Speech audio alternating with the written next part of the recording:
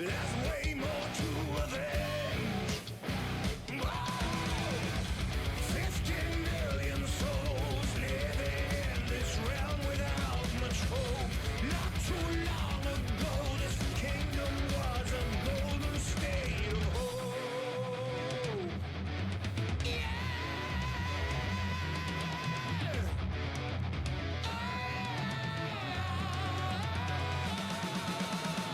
Call down the reckoning to bring back hope and peace, restore our glory to live forever. Yeah, bring down the dark regime. I know how to unleash eternal power. Lead us to order. I am the light bringer.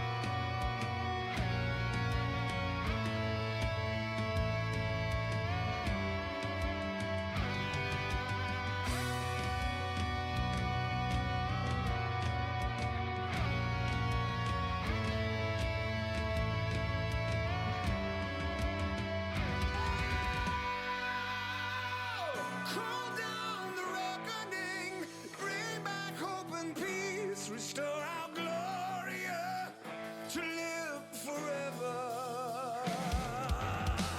Call down the reckoning to bring back hope and peace, restore our glory to live forever. Bring down the dark regime. I know how to unleash eternal power. Lead us to order. I am the light bringer.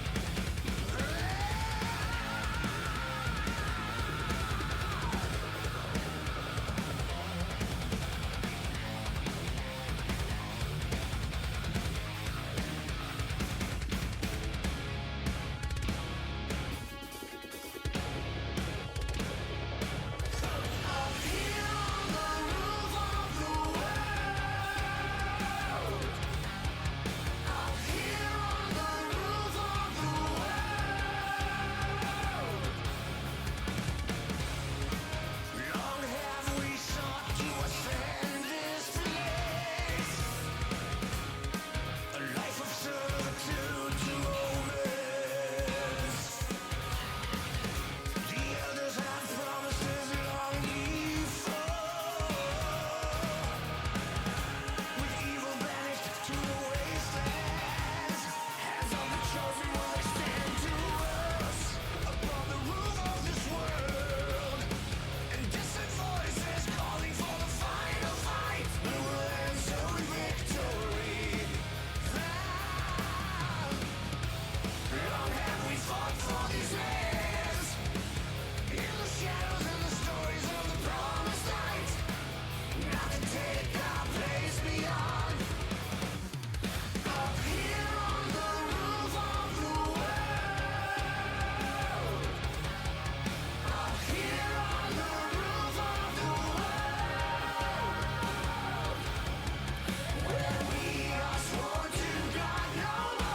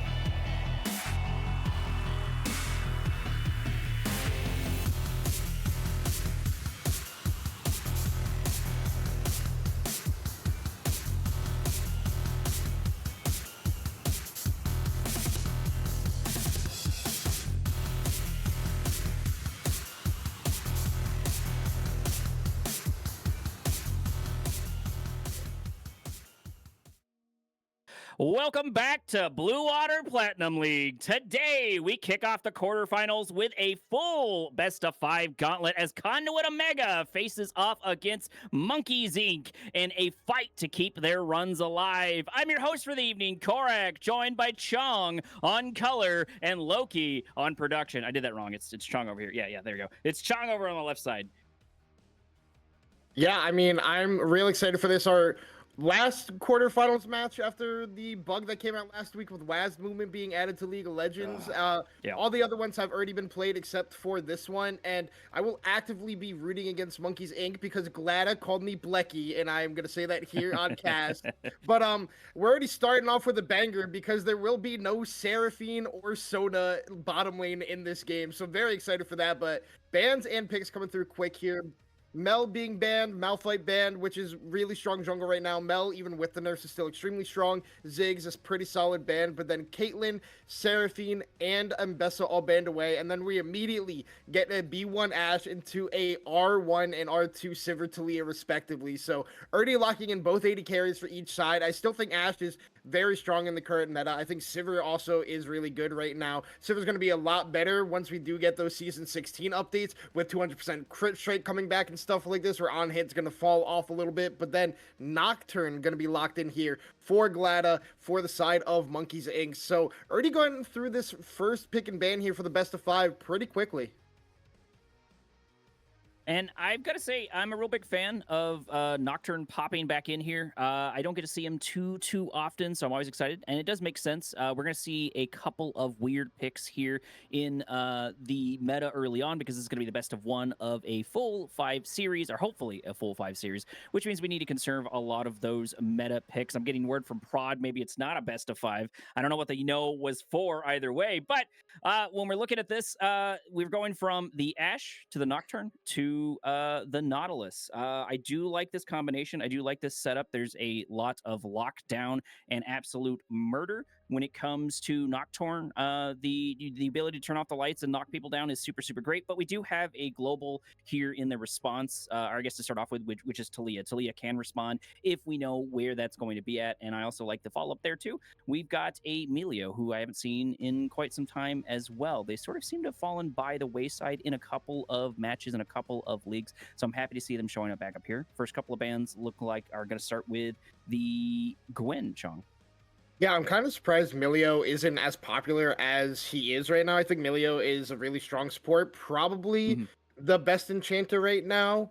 Unless you want to go for like Lucian Nami, which I think is still pretty good, pretty viable. But I do like the Nautilus pick here for the side of Monkeys, because you do need that engage when you are picking Nocturne jungle. It's carry style jungler, not a typical one of these like bruisery, tanky, engaged junglers. But with having Ashe and Nautilus in the bottom lane, you do have a lot of CC. I normally like the Milio paired with the Ashe, but because you need that engage form on your team, you gotta go with something like the Nautilus or like the Alistar, which I like more than Nautilus. I still think Alistar is extremely strong, but Sivir Milio, really good bottom lane. It's very safe. You get that bonus range on Sivir, which you can struggle with just because of her inherent attack range is rather short for an 80 carry. So I like that Milio comes in with it. And also Sivir being one of these hyper scaling 80 carries always works super well with the enchanter type of supports. But then we also are getting the Mordekaiser ban here on the side of Conduit Omega. Monkeys Inc. is going to be banning away the Scion and the Dr. Mundo. And then Conduit Omega immediately going to be picking up that Ornn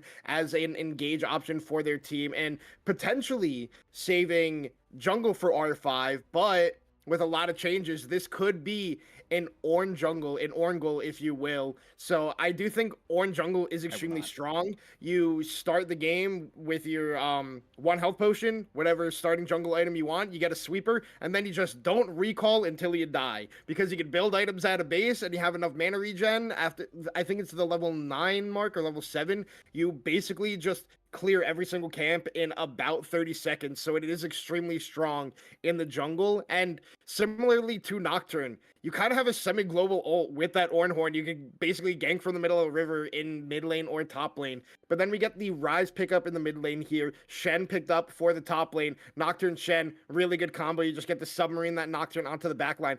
But the R... Okay. I know what Conduit Omega is doing. This is Taric jungle and Ornn top. They've played Taric jungle, I think, 1 time.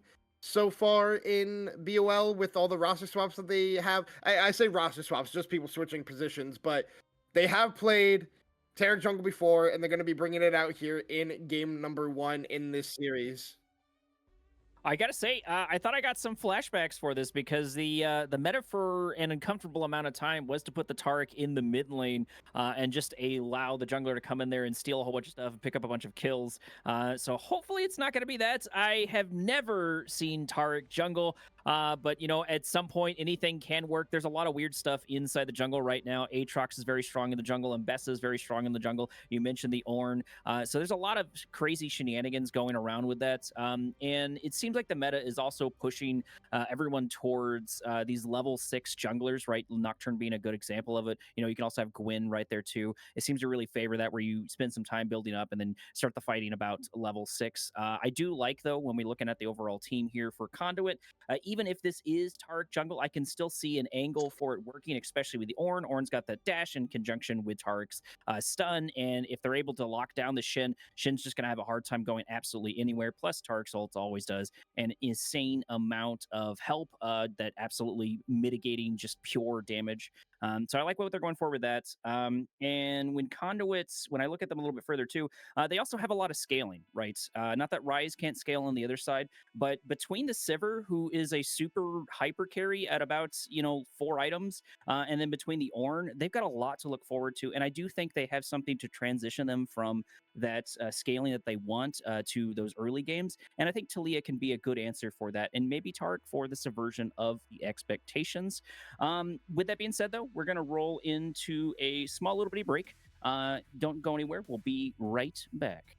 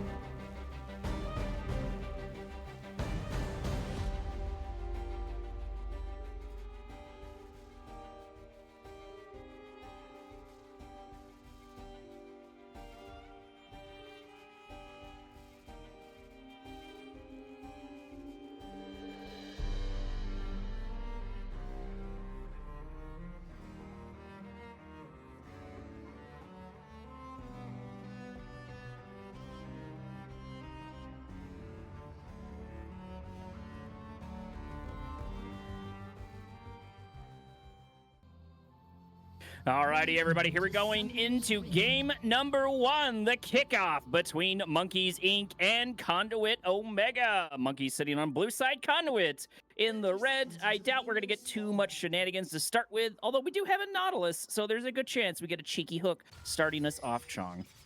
Yeah, but you can already see that it's not being looked for here by the side of Monkeys Inc. Because if they wanted to, they would have just done the classic welcome to NA, send 5 people mid lane, and look to get a flash Q, and then burn a flash if you don't connect it, or that person just ends up dead. But looking at everything, it is Taric jungle with lethal tempo, and a big thing people don't realize a lot with Taric is he's actually an extremely strong duelist because of the way his passive works, where if you cast an ability, you get increased attack speed, which also, for 2 auto attacks, which can stack up to 4, but it also lowers all the cooldowns for every auto attack you get of all of your other abilities. So you can become like this glass cannon spell slinging melee bruiser that actually can win a lot of 1v1s. So it is very unexpected, so Monkeys Inc. has to be aware of that when like small skirmishes do break out. I don't know if Nocturne beats it because I've just never seen Taric jungle myself. I don't really think there's a precedence for it, but, you know, I think anything can happen at least once. Ooh, the hook coming in, trying to lock him down. The first root is good as concrete. Goes down to about half HP. The spell shield comes out, but unfortunately it does not get popped. So nice little bitty trade, courtesy of Fallen. Yeah, and this is why, as Milio in this matchup, you either need to start with that Q or the W. Either one is good, but starting with the Warm Hugs is not ideal, just because then Nautilus gets a free engage on you, and you can see there Concrete loses half of his HP, has to already drink that mana potion, and now the wave is being shoved into them, so they're already in a very bad spot here. Luckily for Wall Street, he is pathing up, so there is no fear of him getting invaded by this Ashe Nautilus duo. But overall, it's just a very rough lane for Sivir Milio early, especially if you go with that E-start as Milio. Absolutely. I do think that team fighting is going to be pretty phenomenal when it does happen, because one of the biggest things that Sivir really likes is she likes somebody to increase the multiplicatives on her damage, because that is how she nukes people. And having a little bit extra range never hurts really any ADC whatsoever. Nyx maybe getting a little bit too close to the sun here, but we do return it with a nice little trade on our end. Taric is around on the other side, so we did have that E ready to go for a stun if we decided to go in. And that's kind of an interesting dynamic, because Taric can get that in range before anything really pops off Shin. Going in, that's not a good idea. People do this all the time with Braum, and it's just like at every level, so I can't really like point out any particular one. Poodle gonna get grabbed here by Hook, though, having to worry about a good chunk of damage.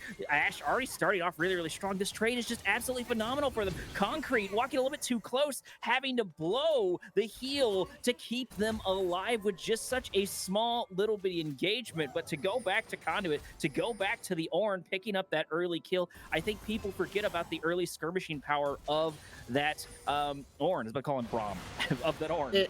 That wasn't the issue there. What happened was Hunter went in with the E, and I'm holding that thought as Taric is up here in the top lane, but it looks like it's just going to end up being a nothing burger. Stun coming in right there immediately, trying to prove Chong wrong, but unfortunately it's just not going to happen. Wall Street is going to go in, and he's going to do sort of the Soraka thing, show up. Ooh, another E, locking him down. I don't think they can lock him down, but, you know, we are definitely trying here for this one. No tier or anything like that right now on Taric, so he's pretty low on mana. He's got to back off as he walks his pet Ornn back to the tower itself. But I do see the angle for this, because Taric can put his, what is it, his E on, no, E's stun, his W, there you go, that key, his W from pretty far away, like we tried to set up a proc there in mid. And we've got a lot of people who do indeed want to go in. You know, we've got the ultimate for Sivir. Speaking of Sivir, Concrete in a bit of trouble. Oh no, I'm going to have to run into a little bit of healing there. Luckily, Poodle wasn't too far away. That could have been a very costly mistake. Sivir really needs to be careful, but the good news is we haven't gone down. Concrete's been able to stay alive in this, and that may not sound like much, but if Sivir's able to go even with you, at some point you're just going to lose game if you're not able to shut her down, because she just has that insane, I won't call it scaling, that insane hyper carry potential when she reaches that itemization. Yeah, and I'm going to backtrack us here to the first blood that we saw in top lane. What ended up happening there is Hunter went in with the Shadow Dash, and activated the W where he won't get auto-attacked, but didn't bring the Q through. I think he Q'd too early, so his the sword was behind him. The auto-attack block field wasn't there, so he just gets run down, and now Okina, big news, looking for the solo kill. Coming in, flash forward, and we're going to go for the last little slap. That's kind of devastating. Sure, Ornn is not necessarily the best person to pick up a lot of gold, but it's not exactly going to hurt on him whatsoever. Sure, I mean, like, if you could have traded those for Sivir, but there's no reason for him not to get the kills, and grabbing 2 early on really does set the tone for Conduit. Yeah, and I mean, you say Ornn isn't the best person to hold that thought. Fallen Warrior goes in again. Starting a fight. Concrete running into a bit of trouble. Looks like Nautilus is just really trying to get in there. Concrete 1 or 2 shots away. Melio able to keep them alive right there towards the end, but the gank coming in. Tark unfortunately missing his E, but the Feats of Warfare is going to get claimed by Melio, so that trade is good in the long run. It looks like we're going to go back in. Fallen looking for an angle here on Wall Street, but unfortunately it's just not going to happen. This is kind of one of the weaknesses of Nocturne. He's not level 6 yet. It's harder for him to get into some of these fights, but I do appreciate what was going to happen there. They're going to clear the wave, hopefully, and back.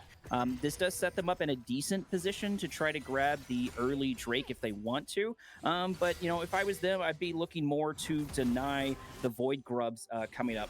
Wall Street coming back in, doing a little bit of hello, looking for the stun, trying to lock him down. There's going to be a knock up there. This shouldn't be a kill. I don't think we have the damage there. Oh no, Nautilus coming in. Reverse gank immediately. Flash there forward by Nyx. Nyx in a bit of trouble as the bounce comes in. Nocturne goes forward, picks up a kill, and most importantly, a bit more in the experience department, getting so close to that level 6, Chong. Yeah, I mean, Nyx got a little too aggressive there once the stun did land out of Wall Street, as we see Okina, big news, just looking for another big trade up there in top lane on Hunter. But then also a really good follow-up by Glada and Fallen Warrior, and Cora just holding her composure in that mid lane despite getting stunned, despite the damage coming out from Nyx on the flick back. He gets the spell flux into the rune prison, and then you just get the lockdown. Easy follow by Fallen Warrior. Glada flashes in for that last auto attack to be able to pick up that kill for themselves, get them a little bit closer in the kills. They pick up the first dragon, as you know, like you said, the feats of warfare did go over to the side of Conduit, but Monkey's Inc is doing a pretty good job here to hold their own. Right now in bot lane, they're down CS, which I find extremely interesting. Did not expect to see that after how dominant they started out this early game, but luckily for them, Cora has a nice CS advantage. Hunter just needs to stabilize up here in the top lane. But you also brought up the point that big news getting these kills may not be ideal for the side of Conduit, but I'll bring up the counterpoint as I'm going to hold my thought here. Wall Street looking for the stun. Gonna try to start this fight here as Nyx comes in for a little bit of damage. Can't close the range just quite yet. Nocturne gonna act like the paranoia. Gonna pop their way in, but immediately Tark gonna buy a little more time, but gonna get taken down right before that ultimate pops off. This is 3 here for the assault. At the very least, even though they just got Tark, they can turn that into a nice objective. Not sure how that hook missed. That looked like that was frame perfect for me, but unfortunately, we're not able to pick up a little bit of a grab there on the other side. But this should, the objective should fall squarely in their hands. But it looks like big news is going to try to answer this question and provide a little bit of damage here. We're going to activate Call of the Core Gun. We're still going to try to angle here for the Shin. Unfortunately, going to miss. There's Rise coming in. Cora looking for the damage. The Rune Prison coming down. Gala trying to lock them down. This should be a dead Ornn. Yes, indeedy. Going to the Rise. And slowly but surely, we're trying to turn this game around as Poodle catches a hook directly to the face. Talia here for the shutoff. It looks like we're going to force a flash here, which is the worst thing. Go look for the backup, but unfortunately, we're going to absolutely bungle every ability as we go in for the Talia. Was a good effort, though. At the very least, there's going to be a flash down. All right, so a lot just happened. Really good counter gank in the mid lane by Glada, using that paranoia, waiting until Core's cooldowns came back up before going in. Also, Wall Street popping that ultimate. That is a massive cooldown. It's even longer than Nocturne cooldown at the first rank. So you really need to get value on that first Taric ultimate, similarly to Nocturne, but it's even more important, and Glada got the value on their first ultimate. Then, big news, plays way too aggressive up there in that top side, because yes, you're strong, but you have no mana. He literally used the Ornn Horn. He got feared by Glada, then goes to get the kill onto Hunter, who flashed away. So he's hitting it blind. He doesn't even use it to knock up Glada or Cora, who used the Realm Warp to get in there at all. So then he just ends up falling down. Then we go bot lane, where Concrete hits 6, pops on the hunt, and then it looks like it can be turned around by the Sonic Conduit because Nyx is coming in, as Nyx is probably just going to die here in the mid lane to Glada. gonna, yeah, and yeah, okay, we do have Tarek here for the defense, but we are going to stay alive. Chong, go ahead. Yeah, but yeah, luckily Nyx lives there. But then Nyx goes bot lane with that Talia ultimate, that Weaver's Wall, and then like you said, just bungles every ability. You miss the E, you miss the W. At least you got that flash out of Grim the Fire, but like that could have been such a big play for the side of Conduit to kind of get the momentum back in their favor that it kind of was like leaning towards in the early game with how strong Big News was. But now Monkeys Inc. is the ones in the lead here, and really the only strong member now on the side of Conduit is this Ornn, who is trapped in this top lane while he does not have TP. I would love to see a situation where you kind of rearrange your lane assignments. You put the Ornn bot, you put your bot lane mid, and you put your mid laner top, because your top laner has TP, can easily answer Shen in the side lane because you have good wave clear on the side of Talia, but then that also brings your strongest member, who has a very impactful teamfight ultimate, to a position where they can actually be involved in the next teamfight, which is that dragon in the next minute. But because you can see on the minimap, everybody... So... I'm gonna hold my thought there because we've seen twice now Fallen Warrior hit these hooks, but because of the way the terrain is actually coded, he doesn't get the full reach onto the enemy to follow it up with that auto attack. So it looks clean though. So close. It's clean by Fallen Warrior, but like it's just the slightest pixels that are having it not turn into a bigger trade for the side of Monkeys. But you can see here, Dragon is in the next 45 seconds. Lane assignments look like they're just gonna stay stock standard because a lot of teams don't grasp the point of the map that's the strongest, that can have the most impact a lot of times, and you can kind of seeing that here with Big News just being like landlocked to this top side of the map, and he's gonna go in. And that's I don't think we pick up this fight just quite yet. This is sort of exactly what I was talking about with Big News, as you sort of hit. Call of Fortune going to come in where he maybe going to try to go for a flash forward, but we do have Glad here once again to punish the Ornn, who is overextended. Ornn is a tall tree to chop down, so I don't think we're going to be able to get the kill. We have plenty of dashes and a couple of other abilities. It looks like we didn't use flash on Big News, so that's good news for Big News. The fact that he still has that ability forward, which means he can use it in both an aggressive and a defensive way. That's going to be a really important tool for him because he is the majority of the gold for his team. I know it's only 2 kills, and sure, you could be like, oh, you know, Poodle's got 1 kill, but like as a support main, what is the Melio gonna do with 1 kill? Next to nothing. So most of your goal is on top of the Ornn, which is helpful for the tankiness and does help accelerate them a little bit in some of the levels. But you know, the thing that's nice here when we look at Monkeys is their gold is diversified in all the right people. Who started fight here? Looks like we're gonna try to lock him down, but Tarek gonna do the exact same thing. They are completely immortal here for this fight, so this is free damage. However, Glada gonna take a whole bunch directly to the face, gonna get taken down. Tarek looking for more and more of those E's. We're absolutely disjointed on Monkeys. Conduit looking in much better shape, trying to get that much needed revenge, keeping the tempo in their favor. Big News just using his big body for block after block, and now we're gonna try to dive this Ashe, and there's no reason not to. This is a very, very tanky Ornn as he takes like 4 tower shots and just walks away. Just everyday Ornn things as he's now 4-1. But the good news at the very least is Sivir was able to pick up 1 kill, and now these plates are going to be so helpful to her, even if they just grab 1 or 2. Yeah, oh wait, Big News gonna flash the hook that wasn't gonna connect and just waddle his way away. But, I mean, oh, hold on, we got a TP coming in here, but with how long TP is in nowadays League of Legends, he's just gonna walk away. Wait, Core is up there on the top side.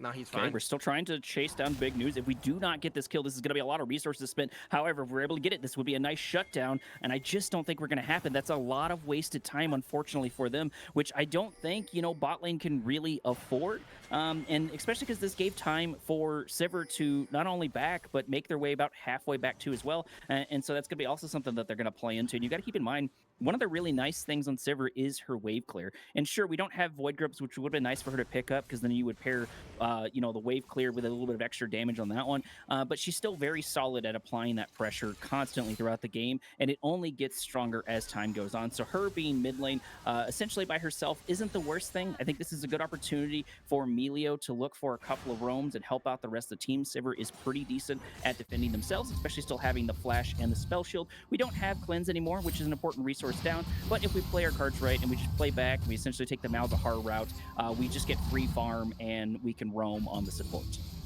Yeah, and I mean, I'm gonna talk about that Dragon team fight a little bit here if I can. Big News gonna get hooked.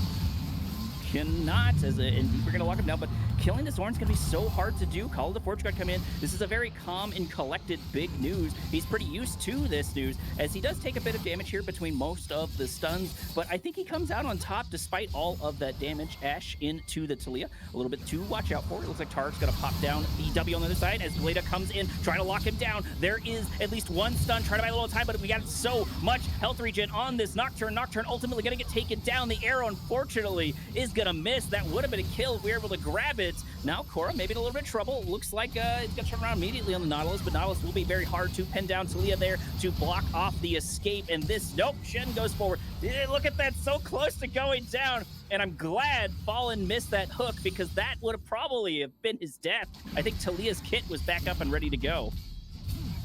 All right, so another whole bunch of shenanigans happening all over the map, but ultimately it means the side of Conduit is going to be able to pick up this Rift Herald. They will put themselves one neutral objective or one turret away from being able to pick off the soon-to-be-gone Feats of Strength.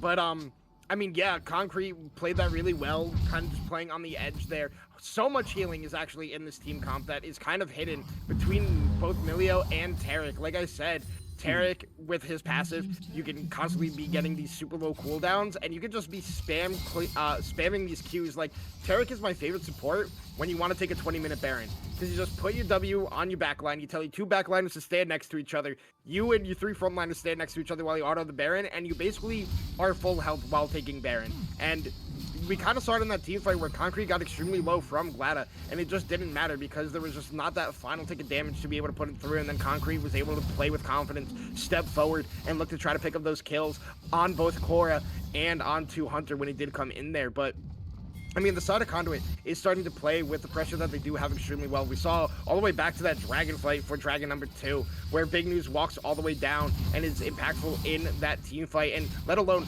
the Tarek ultimate was actually super huge in that team fight. It let Concrete live for so long, get his health back with all the healing that came through. And then the side of Conduit just kind of has started to take over this game. And a big thing I was trepidatious about with the Monkeys draft in this game is who kills Ornn if he gets ahead, and who does damage late enough where it's going to actually kill this Ornn even if he's in an even state. And with how accelerated Big News is, I don't know if Cora, Grim, and Glada are going to be able to kill him anytime soon in these team fights with how much healing actually does come through in this Conduit comp. Well, even 2 minutes ago when Big News was 1v2ing, they were still struggling to take him down. Granted, it was the Nautilus and the Shen there for that fight. Oh, hold that thought. Concrete into Grim. A little bit of damage coming in. It looks like we're going to immediately cleanse that Ash in a bit of trouble. Going to get cut off there by Talia. That's going to be a nice kill on Concrete. Concrete now looking for another kill on Fallen Warren. Nix is going to grab it. Nixon it ironically, but that's going to be a little bit more gold to accelerate this Sivir. I've got to say the coordination for Conduit is looking much more solid than with Monkeys. They're very decisive. They're very willing to go. It's like, hey, Tark's about to blow his ultimate. We all need to fight here for this. And, they just have this better synergy, this better team synergy so far than I'm seeing by Monkeys. And Monkeys, in a lot of different ways, are just sort of kind of floundering. They're not doing too bad. They're sort of doing good individually, but they're not working as a team that could actually win them a lot of these things. And that's kind of surprising for me, because a note on Tark, you brought Tark a whole bunch of times. I have climbed all the way to Diamond with him. I think he's super, super phenomenal. But the big problem is, and it's a dual-edged sword. People don't know how to play with Tark, but that's not the case with Conduit. Conduit seems to know exactly what's in this wheelhouse, exactly what to do, and they're following up with their jungler in a lot of good ways. And, the other bonus they have, too, is a lot of times the other team doesn't know how to play against Tark. So that's already subversion of expectations there for that one, and I just really wanted to highlight that for Conduit.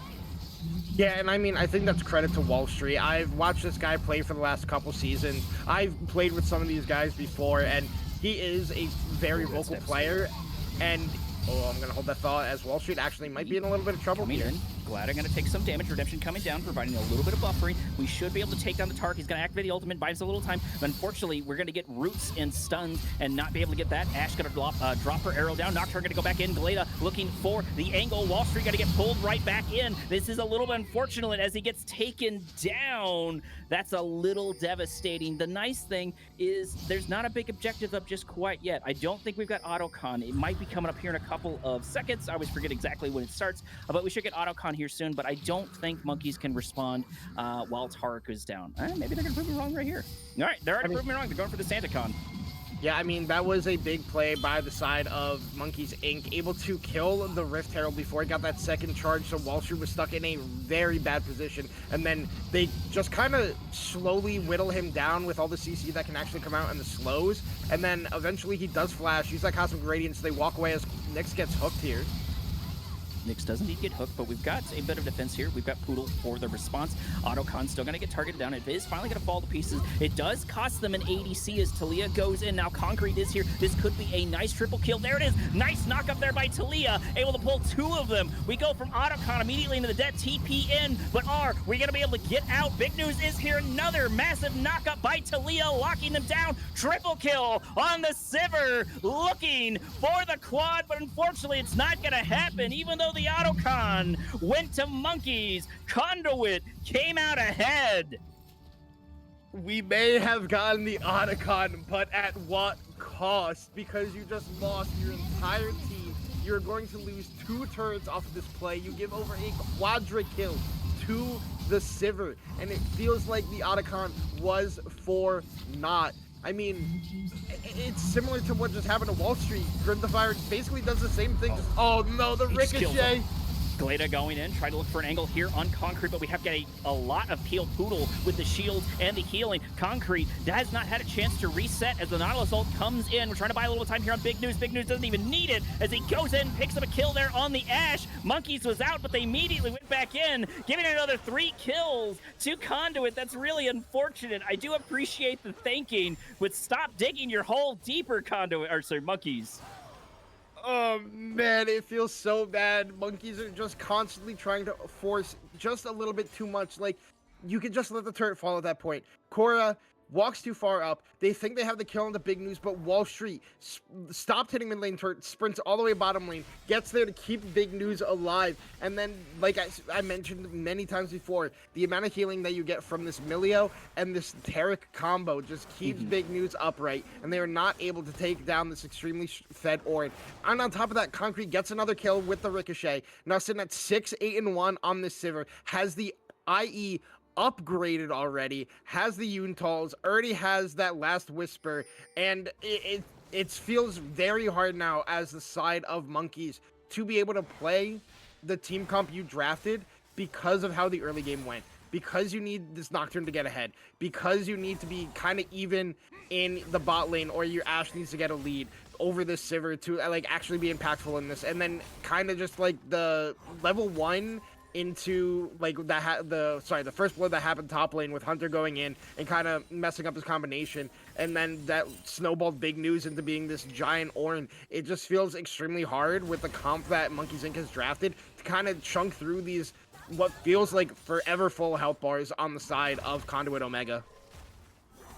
Absolutely, and I think that's a good point. You know, Ornn was already hard to kill, and between the Melio, between the healing that you keep bringing up, oh no, Ryze got a little bit too close to Big News. Call of Forge got to come in, gonna get a little bit of knock up. Ryze is in trouble. He might have to ult away if he can just buy himself a little time. He's trying to kite it out, but at this point, I think you just need to get out of here, my friend. I don't think you have the speed, but maybe I could be absolutely wrong. Another Rune Prison come in, and it looks like Korra's looking for a bit more of this kiting, so we are seeing some of the angle, and this is something I think people underestimate when it comes to Ryze specifically, is he does a deceptive amount of damage to tanks, right? So he's not like the world's best tank killer or anything like that. I'm not making any claims for that one. I just mean that like right there, he's really, really great at those engagements. He's really, really great when you have hands. And this is a very, very, very fed Ornn sitting at 6-1. But our score right now looks like it's going to be 5-17, Chong. And when we're looking at the overall, a lot of objectives going back and forward. We do have the third Drake picked up in the background by Conduit. So that's going to be a lot of much needed pressure and about 40 seconds on the clock for the next up and coming objective, which of course is going to be Baron. Yeah, and it's kind of starting to feel bad for Monkeys Inc. Like I said before, like at the top of the show, I did say, you know, I am preying on Monkeys Inc. downfall, but everybody knows that it's a joke. I'm a big fan of all these players. I'm a big fan of Glada. Love goes out to him, but like, it just feels like they're kind of lost in the game with how a lot of these mid-game fights have gone for them. They kind of are trying to overforce this, are just like not understanding proper lane assignments, and like not saying Conduit has done better at that. Like, I think I've seen Ornn top lane for the almost entire 25 minutes of this game, besides when he came to 2 dragon fights bot lane. Like, so like overall, it's just like they got to figure out what to do to get themselves back in this game, and they're starting to do it by constantly having Korra on one of these side lanes. Because if your Ryze does get to a point, Ryze is one of these machine gun mages that can just eat through these HP bars. Even if there is a lot of healing coming through, it will not matter at a certain point when Ryze gets ahead. Like if Ryze gets to 3 items and can get any anti-heal from the rest of his team that isn't obviously the Shen with a Bramble Vest, because that really doesn't do all that much. I mean, also Grievous Wounds is just a terrible thing. Ryan needs to learn how to actually make it work. But overall, eventually Ryze is going to get to a point where you can just start machine gunning through these HP bars, and you can also just play the idea of Nyx is dead. In trying to look for Nyx. The flash is good. The redemption coming down. Unfortunately, not able to hit too many people. Somehow, immediately caster curse proving Chong wrong as we're able to escape, but E comes in. And no deaths, a couple of resources down, so that's not the worst thing. And this is something I wanted to talk about too. This gave me a great chance to piggyback on it. Conduit has to make a series of cascading failures, like large failures, in order to lose this game. I feel this is very much their game to win or lose, but it's going to be very hard because we've got about a 10k difference in gold at about 26 minutes, which is very, very devastating. We're just watching Big News absolutely bully Hunter, and Conduit, we can do stuff like this. We can go for the objective, and if Monkeys gets a little bit too close, we're going to immediately take them down. Big News also still here, keeping up the macro objectives as the camera switches away. Got to start fight over here now. Oh, we're trying to lock them down. Unfortunately, it's not going to be good. The hook is also not going to be good. We're going to try to go there on the other side, leaving at least Wall Street here to hold the bag. Going to make up a 2-man stun as Big News picks up a kill as we got to take out more and more. And this is exactly what I was talking about. Monkeys got a little bit too close to the sun, losing a second member, underestimating Wall Street, going for the third member. So not only can we pick up the Baron if we want, we can pick up 3 kills on top of that, Chong. Grim Defier is having a rough game, to say the least. Like, we saw there, literally runs 1v3 away from his team, who have the enemy jungler caught, and then just dies to the teleporting Ornn, and it's just like, okay, so Talia's dead. Flashless Talia gets killed off in the side lane. But this is also my point of, look at the HP bars. They've taken no damage from this Baron. Yeah, and you hit the nail right on the head. And it's a free objective even without the Taric. And, well, we've got a second, because every time I try to bring it up, we go immediately into the action. I've got to say, right about this level, I think one of the biggest differences you can make for your team is having a really good shot caller in your comms, just sort of dictating things. And, you know, you mentioned it before, how you've heard Wall Street in comms and whatnot, and they're this very vocal player, which is a very powerful ability, because especially right at this level, everybody's going to have, you know, good games and bad games, mistakes. There's going to be a lot of flaws, issues. These aren't T1 players. But when you have a sort of lower skill team, but they have a specific direction, that's going to win them more games than almost every other factor in League of Legends. And I think Wall Street is doing specifically that. Yeah, and I mean, it's very smart for the side of Conduit to also know that, like, hey, we can just start this Baron whenever we feel like and bait the entirety of Monkeys Inc. to have to walk into us, because we take no damage from it, and then we can just turn around and team fight, and that's exactly what they did. Hunter, we saw, had to flash away from Wall Street in this bot lane because he had no idea where anybody else on the enemy team was, because Conduit is doing a good job, not a great job, at having vision control for the side lanes that they want to push out. That is a thing you do see. A lot of teams struggle before you get to, like, Diamond Plus levels of, like, actual vision control. Oh, hold on, Big News, looking for the big ultimate. Coming in, able to grab at least one so far. Glad I'm going to activate the paranoia, trying to find some sort of angle. Most importantly, Talia is here, but I don't even think we really need it. Look, there's just no damage being dealt to Ornn as he goes back under tower. There's going to be the redemption. A hook bringing Big News immediately back in. This tower just absolutely tickling him. Man, this feels like old school Ornn just refusing to go down. And even though there's only 4 members and Talia's just kind of taking her sweet time, she's allowed to. We have this Ornn who's just refusing to go down. We've got Baron. We're sieging this. We're looking for the kills, and this tower's going to die right before our eyes. And now they no longer have the safety of it as Talia continues to push there in the mid lane. We're going to grab try to lock down Fallen Warrior. There is a cutoff there for 2, trying to lock him down. More and more members of Monkeys are going down left and right. That's 3 members so far as Sever picks up a second kill, leaving only 2 here on the defense. And I've got to say, Chong, unless all of Conduit disconnects right now, this is going to be the end of game number 1. Yeah, oh wait, Wall Street might actually fall down here to the Oh. turret. Core doing a lot of damage. Never mind, there's so much healing. Oh my gosh, that's ridiculous. Core is dead. And yeah, he's dead. Big News is literally standing still. Big News is literally standing still and not dying. It's not even doing enough damage.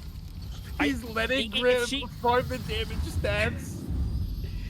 If Ash was not underneath the fountain and getting that constant healing, we might have just gotten taken. I guess we didn't have Thornmail on them. Not that we needed it, but I thought we might just die there from hitting the Ornn, but that's not the case whatsoever. Absolute phenomenal beginning to this best of 5 series. Although it might turn into just 3 games if Conduit continues to play like that and Monkey never responds, Chong.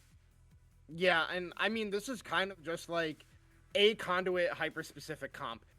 Because you have 3 players on this team you could say 4 players even. Concrete has role swapped a few times, but Nyx, Wall Street, and Big News all started the season in a different position for this team. The 3 of them kind of swapping around. Like, it was Wall Street top, Big News mid, Nyx jungle. And now they're all back to these roles where they all feel extremely confident in this and extremely confident in some of these pocket picks that they have. Like, Wall Street pulling out the Taric jungle in game number 1. This is the only team in this elo and almost any elo I've ever casted pull out Taric jungle and make it look like the best jungle in the game. Like, unironically, like Wall Street was just taking any fight he wanted and just kind of like took the like cool. He did less damage than Nocturne, but he was so much more impactful throughout this entire game, and that's just because Taric's kit is innately extremely strong. If you know how to play it, push it to its limits, and tell your team, this is when we're fighting. We're gonna fight now. It does not matter. We do this. And it is exactly what Conduit did this game. They just went off of probably what Wall Street had said the whole time, and it just ended up working. But, like,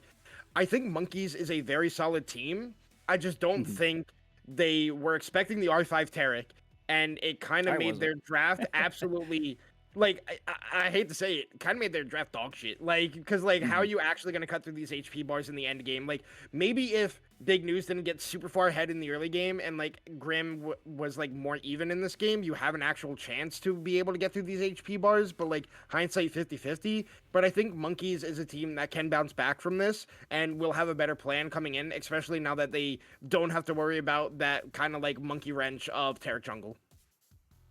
Absolutely, and that makes a lot of sense. But I do want to circle back to Taric before we roll into a little bitty break. The nice thing about them picking Taric, specifically Conduit picking Taric, is with this being a best of 5 series, a fearless, of course, means that more and more of those champions are going to run out of the pool itself. And to start off with someone who you don't expect in the jungle is very, very good. Oftentimes, when we're in this game number 1, this is your chance to throw in a little bit weird, which we definitely saw. I do agree with you. I've seen a lot of games here from Monkeys.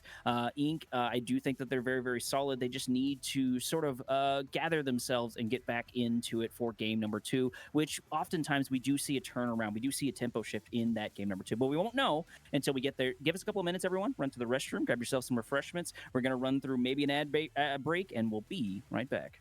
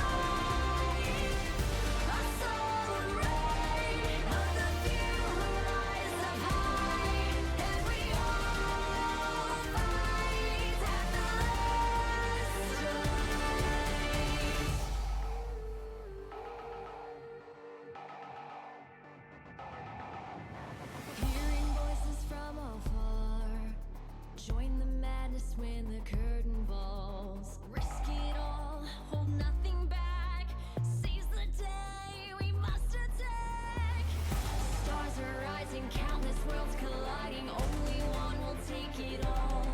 Can we bring to fall the giants? Can we make the final call? We are the ones to ignite the darkened skies, the champions of a world that we defy.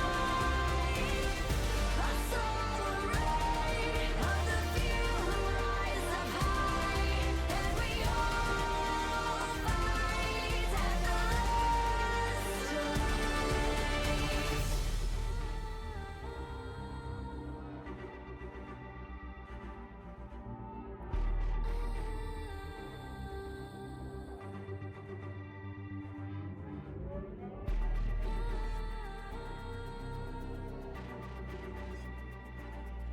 Can we bring to fall the giants?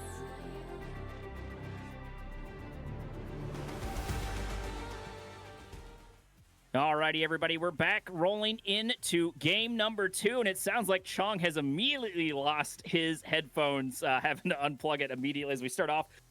Looking at the sides, it looks like it's going to be Monkeys on the left, on the blue side, and Conduit on the red. Chong tried to pretend like he didn't absolutely fumble the ball, which he absolutely did, and I'm going to call him out on it. But we're starting off strong here for Monkeys. We're going with the Ziggs, bit of a flex pick, can still go mid, and can go bots. I don't think it can go jungle, despite all of the weird stuff that's going on, and thank God for that. We've got enough weird jungles for that one, but still, very nice flex pick, very good T1 pick for this just overall. Ziggs is just very, very strong. I won't say strong. He's very consistent, which is really important. And we're looking at the Jinx to start off with. And I don't really like this trend right now where it comes with blind picking or first picking Jinx. And you can probably assume that this is a Ziggs ADC. But I feel like there's better options. Like, for example, teams seem to be very afraid to go Varus, which is I think he's one of the best blind picks because you can play him forward. You can get a couple of different builds. You can change your play style if you need to. And his kit's just set up to play, almost any direction you need to. But we're going to go from the Jinx into the Rek'Sai. I've seen more and more of this champion going on, and we're waiting for the last one, Chong. Yeah, and I mean, you could see here that Monkeys did change up their bans, at least the third ban. They banned the Lulu away from Poodle. That is her best support. I've had to play against it before and got absolutely dumpstered by it. So I like that they are giving that nod of respect to her, but that means the Ziggs that they did ban in game number 1 is going to be up now, so they're going to just pick that, have that for the flex from mid or the bot lane role, and they're going to lock in the Wukong as a response to the Rek'Sai, but we got to remember Rek'Sai can also go into the top lane instead of into the jungle. Rek'Sai top, still extremely good because they just haven't nerfed it at all. Like, the trading pattern is the most obnoxious thing ever, and okay, we'll have to see what that pick was in a second. I'm not sure if the draft lol is broken or if it's just something else, but we'll wait to get word from a producer for that. But I kind of do agree with you with, like, the Jinx blind pick, just because, like, you already played Milio, Lulu's banned, so, like, your enchanters left if you play them. It's Leona, got it. So the enchanters left if you play them or you feel comfortable playing them. You have the lesser fan ones. You have, like, the Janna, Soraka, Sona, and then you also do have Nami, who really isn't the best enchanter either, but like kind of is at the same time. She's but still solid though. She is really solid, and especially if you can get that E onto the empowered rockets of Jinx, especially level 1 if you want to start that way, because they did buff the Jinx rocket level 1 damage. It can be a very oppressive lane, but they're just going to go with the Braum, the safer pick to pair up with the Jinx. Can still be played as an aggressive bot lane, or you kind of just absorb pressure and scale up, kind of similarly to what Omega did in the game number 1. And I mean, after how game number 1 went for Omega, especially with the Sivir bot lane, I think I feel confident with them being a team that's willing, and I feel comfortable and confident in them blind picking a Jinx after how they played around Sivir in game number 1.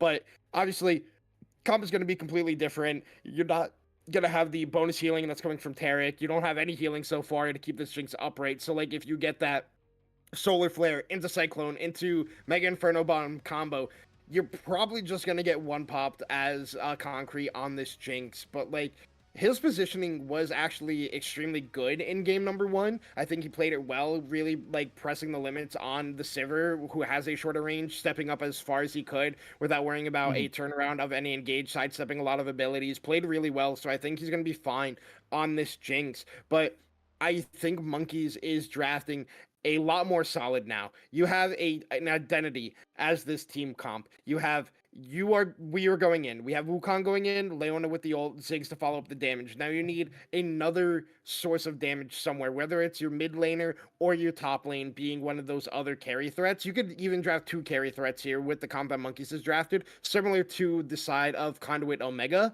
You might want a little bit more engage for them because right now your only engage is Peter style Braum flash ult or Rek'Sai getting a multi-man knockup, which is a lot harder to do than you actually think it is. But Mhm. overall, I think both teams have an identity of what they are looking for in this game. As we see the second phase bans coming through, Garen and Camille going to be banned away from Hunter in the top lane. No Kasante or Sion for big news on the side of Conduit. And they look like they're going to go for a Renekton. Now, I'm curious if Nyx can actually play this as well, depending on what matchup ends up being picked in the mid lane. So we'll have to see where this Renekton really does end up, because Conduit Omega is one of these teams in this elo that really does love these flex picks. And I don't blame them. Renekton is in the same wheelhouse I put Ziggs, with that being the flex pick. The other thing that's really nice about Renekton is Renekton can play very forward, or also just sort of just try not to lose lane. I think Renekton is one of the better ones when it just comes to just not losing lane, which doesn't sound like a big thing, but that is an important tool to have in your shed, especially when we're picking up someone like the Mordekaiser. Mordekaiser still very, very tough. But I've seen him start to lose more and more and more, especially since LTA grand finals. Not saying he's not in the wheelhouse, but it seems like just everybody's struggling with him just a little bit more. And I've seen sort of the opposite for Renekton. Renekton has just started getting a little bit better each time I see him, each time I see a cast for it. Both teams have a very, very nice front to back team. We do have plenty of artillery, and we're looking at the Caitlyn. Okay. Um, so I have seen Caitlyn in the mid lane a whole bunch. This is more than likely the ADC, but honestly, if it is the ADC, I'm not a real big fan of it. Caitlyn was very, very game warping right up until this last patch or two, and she just really feels like she's gotten gutted. I think she can still be decently powerful. At the end of the day, she's still Caitlyn, but she's nowhere near what she used to be for sure. And we're looking for our last pick, and it's going to be the Victor. So more than likely, Rek'Sai in the jungle. Renekton, I haven't seen him do anything crazy like jungle right now, so hopefully that's not a thing I have missed. So should be him in the top lane. Victor, very, very solid, especially if we're going to try to grab these neutral objectives. I think if Conduit wants to get their hands on the early neutral objectives, it's going to depend a lot on Victor unless we're able to pick up a kill. But the team comp here for Monkeys is looking really solid, Chung.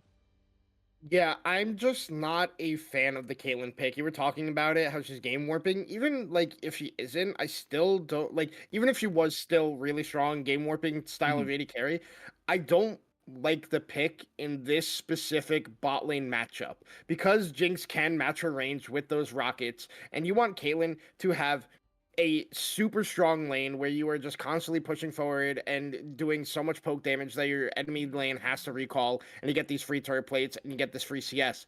You're into Jinx and Braum. You don't really get to do that. Braum is kind of like the king of mitigation, even if like he has a rough matchup like a Karma or like these like more range focus supports. Braum is still really good at going even in these lanes where your AD carry doesn't suffer. And that's exactly what's going to happen in this lane because Braum was picked into the Leona. Braum is kind of like the king of melee matchups besides like Tarek and Tom Kench. Like Braum is Mhm. like the pinnacle of like I just beat every other melee support. Like there's no if and ors about it. It's just kind of what his kit does. You have like the free dash that gives you bonus magic resist, bonus armor. Your Q does scales off your bonus health, does a lot of actual damage at level 1. The shield is so strong, and it just kind of makes it rough for like a Caitlyn Leona lane to get such an advantage where this Caitlyn is going to be extremely strong and at a point where she's going to be extremely dominant. So you're kind of looking more as her being like even in this game and being there for like the last bit of damage in a team fight instead of like being like the actual hard carry where like Cora on this Ziggs is gonna have to do a lot of heavy lifting, as is Hunter on this Mordekaiser, because I feel like Caitlyn is just not gonna do a whole lot in this game. But like unlike the last game, Conduit Omega has a much more squishy composition, especially with the Rek'Sai going in the jungle instead of the top lane. You kind of have less gold value coming in, so you can't build like this like super beefy bruiser Rek'Sai that you see a lot of times. But like can get there if you get these ganks going off early. Similarly to Zach, you have these weird gank angles, so we'll see if Wall Street is looking for those. But like also Narva on this Renekton, it's not Narva. Oh my god, getting Conduit teams confused there for a second. Big news on this Renekton. This isn't the Ornn of last game. He is not going to get super fed, or sorry, super tanky. It's a rougher matchup into Mordekaiser. Like, yes, you have the shield break on your W, but if this Mordekaiser goes Rally's first item, and like this is a weird scenario where you actually can go approach velocity on Mordekaiser if you have Rylai's and you get your passive stacked up, Renekton doesn't get to run away from you and you can just win those trades almost every single time. So, I mean, the scaling is pretty even on this game. You get a little outscared by Conduit because you have Victor Jinx to only the Ziggs as the true scaler on the side of Monkeys. But Caitlyn does do a lot of damage when you get to those 6 items if they are able to get to that point. But I think this game is very even team composition wise. It's just a question of which team has more confidence coming into this game after last game. Well, and the last thing I'll say before we roll into the spectator delay itself is I honestly hope with Monkeys, we've got Caitlyn in the mid lane and Ziggs in the bot lane. One of the big strengths of having Ziggs in that ADC role, it frees up your support, in this case, Leona, to go somewhere else. Ziggs can lane entirely by themselves and keep themselves alive unless you satchel charge yourself into the enemy, which I've seen a couple of times.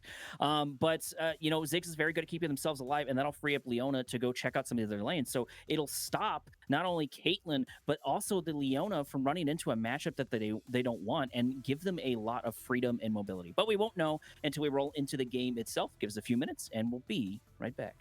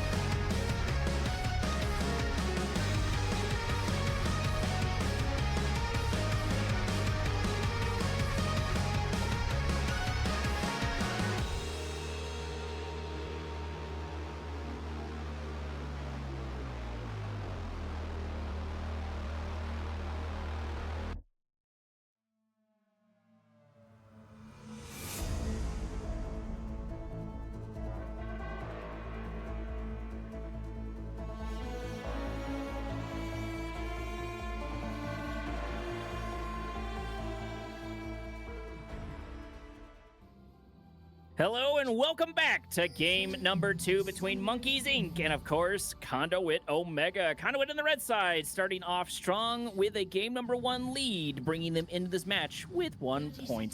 And we've already started off with the how do you do, exact same setup as we saw last time. Once again, unfortunately for us, not a whole bunch going on early on, Chung. Yeah, and I mean, as the side of Conduit Omega, you can play this level 1 more aggressive because you do have Braum, but I think it's better just play it safe, not risk anything after you have that 1-0 lead. Just want to get the second one on the board and put your opponents with their back against the wall. But looking at everything, it's basically stock standard. I do have to say it's a bold choice for Grim to go Barrier over Cleanse in this game. Like, yes, you only are cleansing that Braum stun or the Renekton stun, but if you get stunned by one of those, there is a lot of follow-up damage to be coming through with the composition that Conduit Omega does have. So Grim's really going to be relying on that 90 caliber net.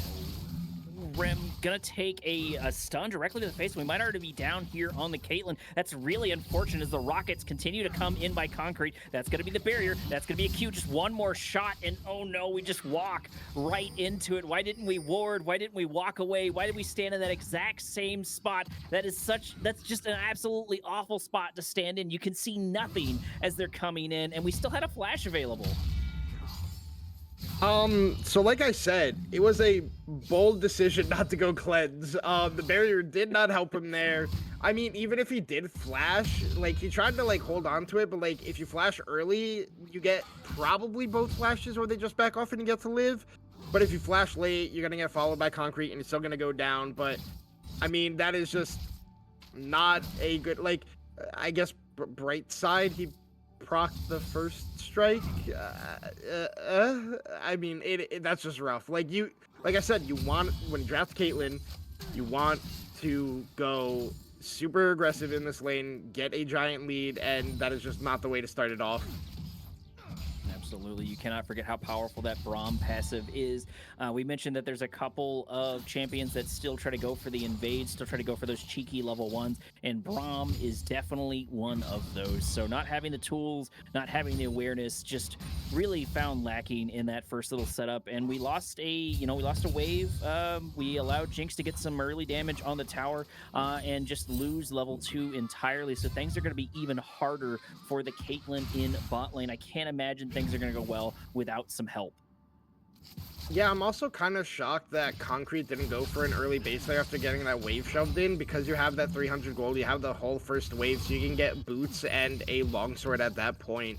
So, definitely, or at least a longsword. I forget how much gold he actually would have had at that point, because I don't play AD carry, I play support, I don't get gold. But, I think, like, after you get that first blood and you get that first wave shoved in, you just go for that early recall. You can get either a Cole, you can get boots and try to get more damage, and then just, like, have an even more oppressive lane, or just have, like, a free lane if you go Cole, where you can just go, cool, we don't need to trade anymore. We have the XP advantage. Now we can just get the gold advantage as I sit here and farm the whole time, and now Wall Street's up here in the top lane. We are going to try to look for a little bit of gank as we go down extremely quickly. This is the power of Rek'Sai. Immediate start off, and that's going to be an important resource down. No longer in the wheelhouse of Hunter on the Mordekaiser, which just frees up things a little bit better here for the Renekton. Also able to catch up on CS, which they were behind. Nyx in a little bit of trouble as Gala comes in, just saying hello. Unfortunately, not able to pick up a kill. That would have been nice tempo shift for Monkeys to grab that, but he's going to go for the crab instead. I mean, that was a good gravity field there by Nyx. Grim taking some damage. The passive going to get procced here on Fallen Warrior. This should not be a kill, but this is, once again, that tempo firmly in the hands of Conduit. Conduit really has to mess this up, because at this point in lane, like, if this lane was to win, it would need to rely on Leona going through the Braum in order to make it to concrete. But with that HP, that's going to be next to impossible to do unless Conduit takes an insane amount of damage right here. Yeah, I mean, luckily for Grim, he has caught up significantly in the CS department, but, like, you're still losing out on pressure, you're losing out on these trades. Like, Concrete still hasn't taken that first recall, so when that does come out, he's gonna have so much more gold. This big news is actually getting walked down here by Hunter, but it's just gonna be okay. Hunter not gonna want to walk closer to the turret range or risk anything like that, but, like, yeah, you're even in CS and bot lane, but, like, Concrete, I don't know how much gold he's sitting on. If we could tab over to that, if that is possible, I'm actually curious what the pocketed gold is right now. Yeah, you have a full BF sword on base here for Concrete. I mean, Grim is close to it, but like if he doesn't recall now to match tempo after you get this wave, you kind of get lane locked where you won't get. You'll have to hard shove this lane too. Then you get lane locked for the third wave that does come in, and so on and so forth. And you'll just also be behind in the damage department, as we're going to see that come to fruition now as Grim isn't taking that recall. They want to get this one shoved in, but now the side of Omega can just look to slow push these waves, build up a small wave, a large wave, and then eventually just go for that dragon number 1 if they want to, or they can just ignore it and then fight 3v3 or 3v2 up in the top side for these void grubs. So definitely going to be a rough lane here, continuing for Fallen Warrior and Grim to Fire, as Cora's going to use the ultimate to clear out the wave here, take a lot of damage on the backside from the Chaos Storm, but not going to fall down. It's going to be A-okay.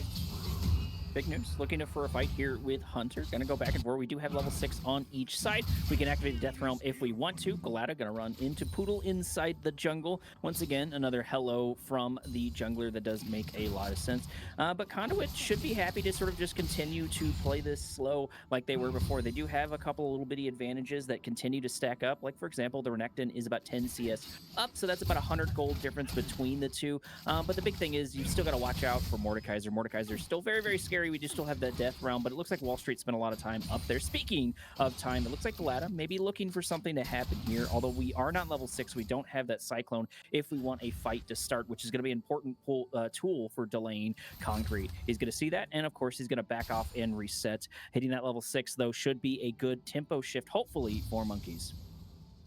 Yeah, and Grim going with the Dirk is a smart purchase here because we saw him get that isolated Q onto Concrete, and we saw how much damage he did. It's going to hit another one here, and now Concrete's at half HP, and this is how you have to start playing the lane as Grim, and when you do go for the more lethality focus build, if you're going collector first item, you look for the Q poke all the time. Score is going to get engaged on here.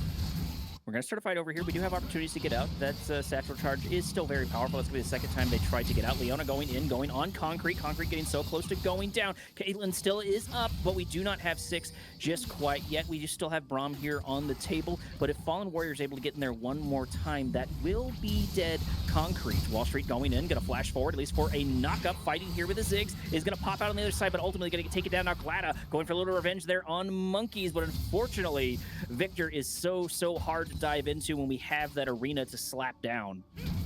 Yeah, and I mean, Cora's gonna feel okay going for that trade. You get both flashes out of Wall Street and Nyx. You still get a kill at the end of it. Like, yes, you do fall down, but you are Ziggs. You can walk almost halfway to this lane, be able to clear that wave. As we can see, Glada and Hunter are on these Void Grubs, and it's being collapsed on by both Big News and Nyx right now. Cora on their way, Wall Street on his way too, so we'll see if a fight does break out over these. Once again, we're going to lock in here for a bit of a stun here on Glada. Glada going to take a ultimate directly to the face. They were able to get their hands on at least one Void Grub, so that'll help just a little bit, and I think every grub you deny from Ziggs will be super great. Wall Street going to try to commit here for this, is indeed going to pick them up, at least for their team, so they were able to grab the lion's share of that right there at the end, denying those from Ziggs. But Ziggs at the very least does have one Void Grub, and, you know, he can do a lot of work on those towers even without one.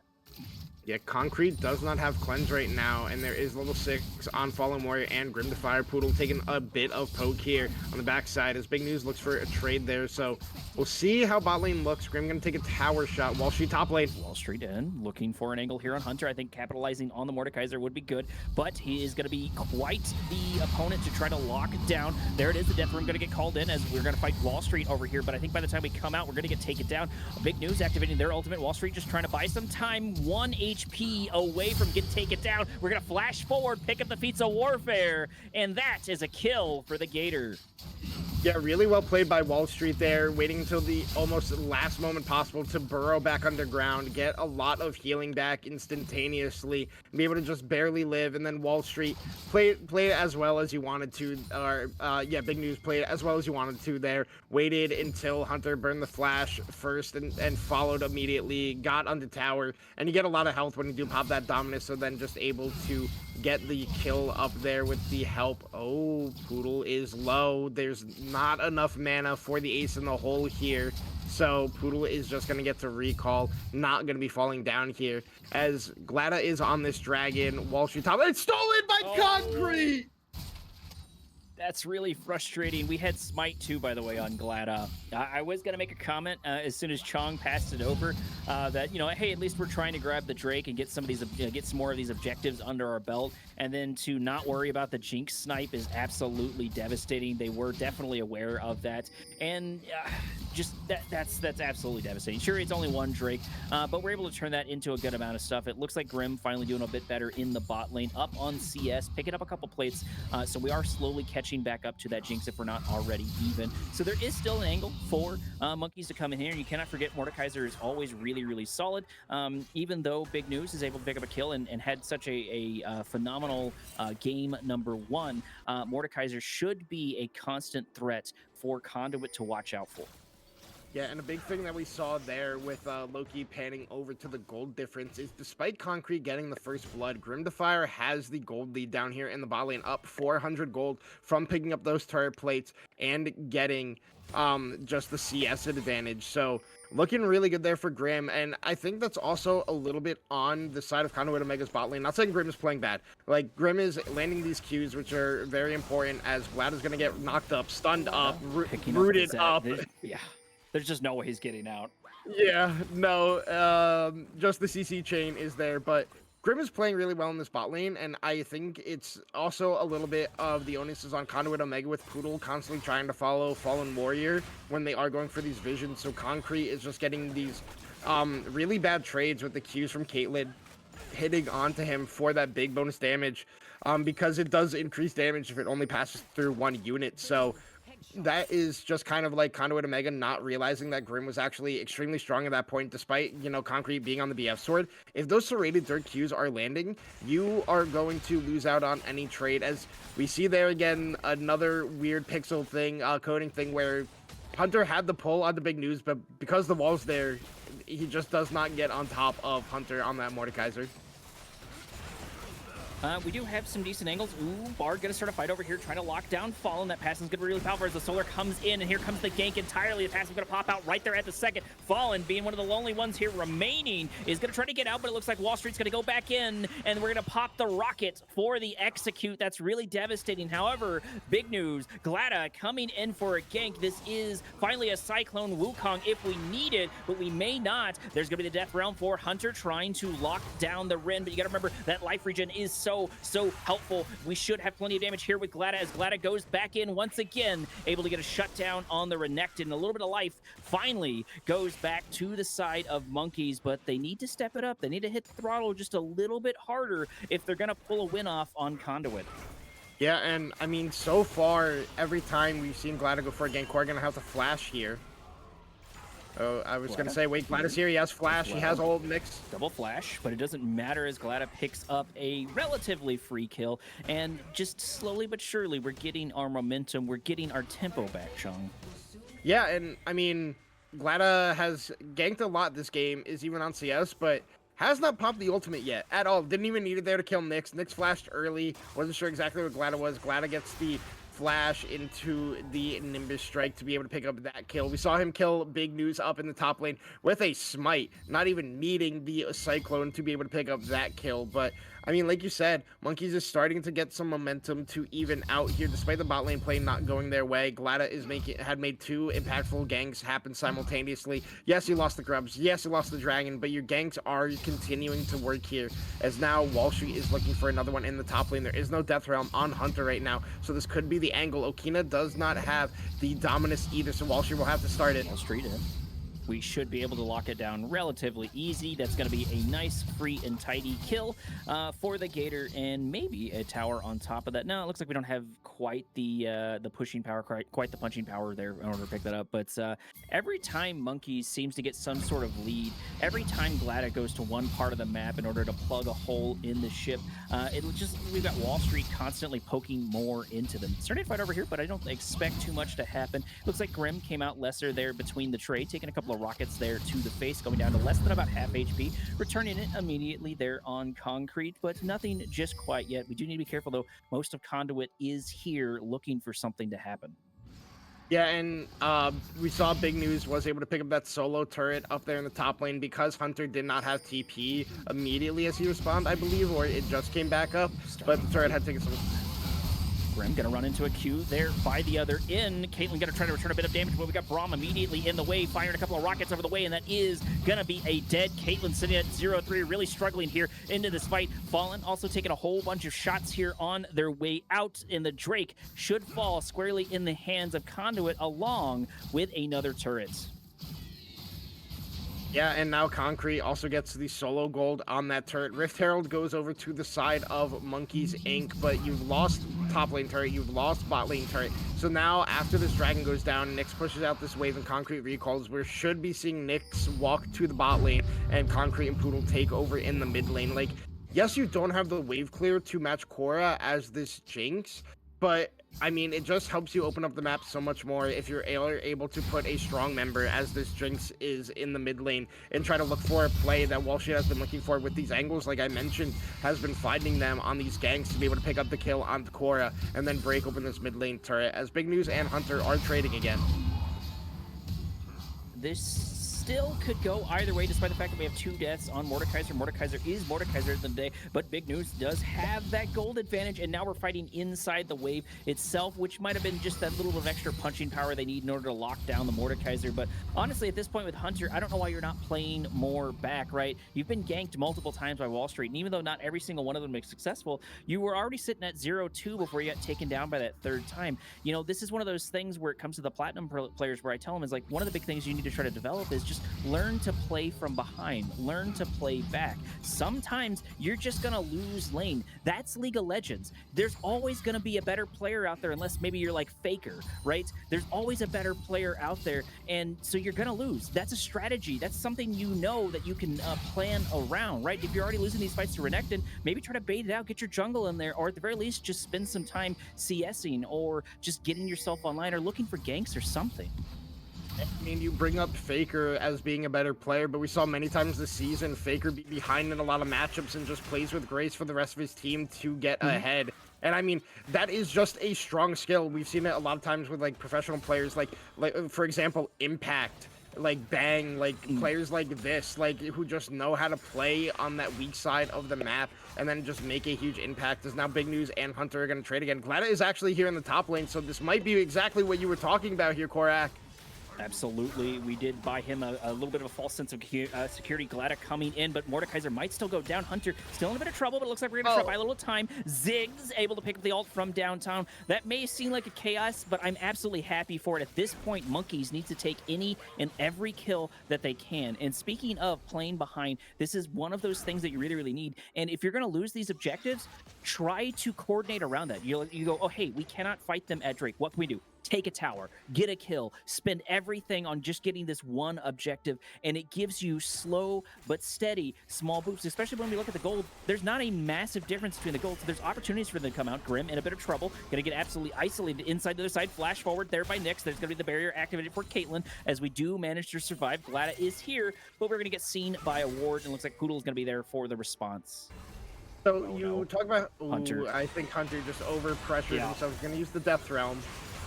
Yeah, I just he's just dead. There's absolutely no way. I kind of think Hunter's playing from a tilted angle. Like I normally try not to say that on stream, but we're sitting at 0-4, and my guy just needs to play back. I don't think he's a bad player whatsoever. I just think that he is starting to get affected by tilt. Everyone gets affected by tilt, even the T1 players. The important thing is to notice when it's happening and to reset your tempo, and Hunter just has not done that. He just hasn't changed his play style whatsoever. And, you know, like a good example is like, you know, Grim has changed their play style up, right? They haven't done like super amazing in the bot lane, but they've been holding their own, and they've been cautious about what they can and can't do and just trying to buy some time. And I would like to see Hunter do that same thing.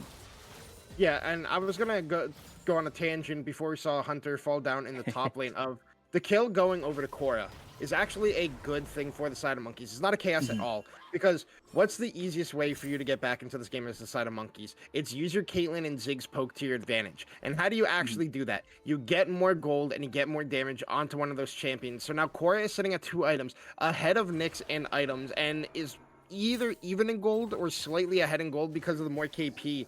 But that means when these dragon fights do start, or these objective fights do start, and Conduit is looking to take them, you can get position as a side of Monkey's Ink by looking for the poke damage that can come out from Grim Defier Qs and from Nyx damage. And see a big headshot, follow it up here. Look at that, exactly Under what I was tower. talking about.